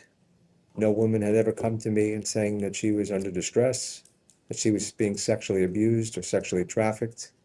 I never saw any payments that he made that said they were for sex. I never saw payments that said cash massages. So although Epstein was still doing terrible things that I later learned as co-executor, at that point in time, I did not, during the later years, during 2009 to 19, I did not see any signs until the Miami Herald article that alerted me to me reevaluating potentially leaving employment. There were times during the period of time that I wanted to leave, on my own because I wanted to do something else, but I never saw signs from Epstein, and later learning about the terrible things he did that made me want to leave in the interim. And after the Miami Herald article came out in, I believe it was November of 2018, why did you not decide to leave then? At that point, I was everything was happening quite fast. We got dropped by the bank, and I was being asked to do things. I still was thinking about leaving, but I was, quite busy at that time putting out fires.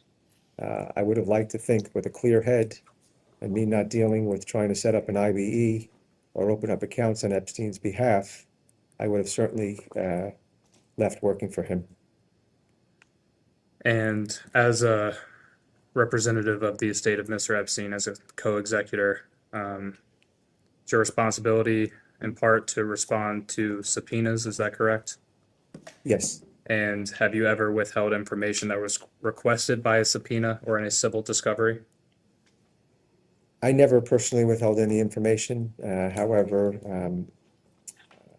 our attorneys typically handle the subpoenas, and I could say that they do everything with 100% diligence, and I believe our attorneys have been praised by plaintiffs' attorneys that said how cooperative our attorneys have been. So I don't have any knowledge that we've ever withheld any information. To the totality of your knowledge, both as your time working for Mr. Epstein and subsequently becoming a co-executor of his estate, was Jeffrey Epstein paid by individuals to traffic women to them? Was he paid by individuals? Not that I'm, no. You have a deep awareness of Mr. Epstein's finances and financial situation. Did any of his funds come from the trafficking of women? No, not that I'm aware of. And does Mr. Epstein have any unexplainable income in your time as his personal accountant? No, I walked through today all of his income, and I know where it was sourced from. As I testified earlier, with certain clients, I was involved, especially Leon Black, but other clients, I was not involved, so I can't speak to the services he provided for those individuals. But I have no reason to believe that any of his income was earned in an improper fashion.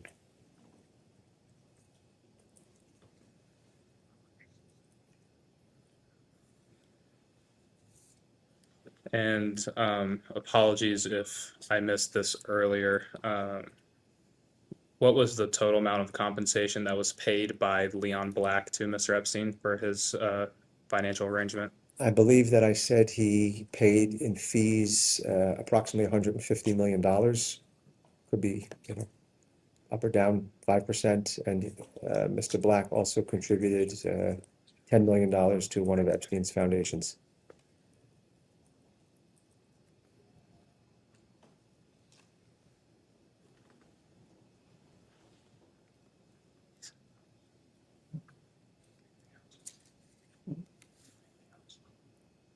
And with that, we will go off the record.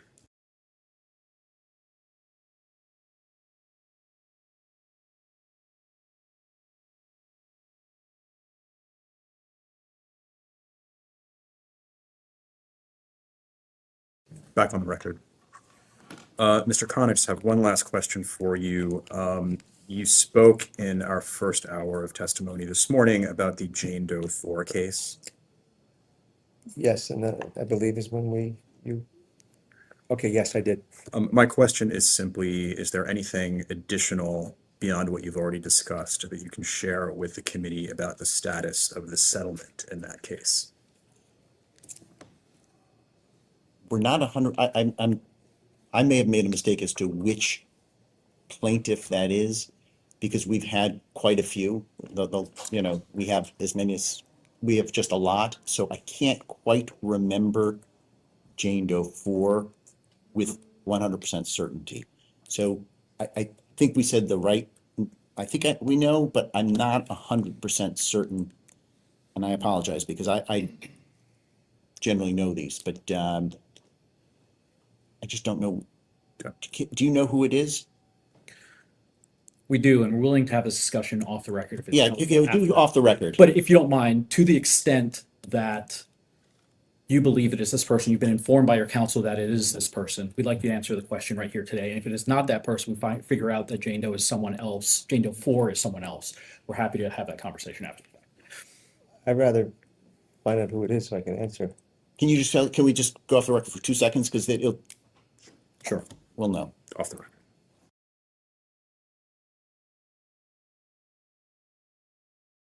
Back on, please. Back on. Yes, when we were off the record, we had a discussion about an individual previously described as Jane Doe 4. The name that was provided to us in confidence, or off the record as to Jane Doe 4's last name is not a name that neither I nor Mr. Khan is familiar with. We do not recognize that individual to be someone who has brought claims against the estate or that we have mediated with and resolved a case. We can go off the record.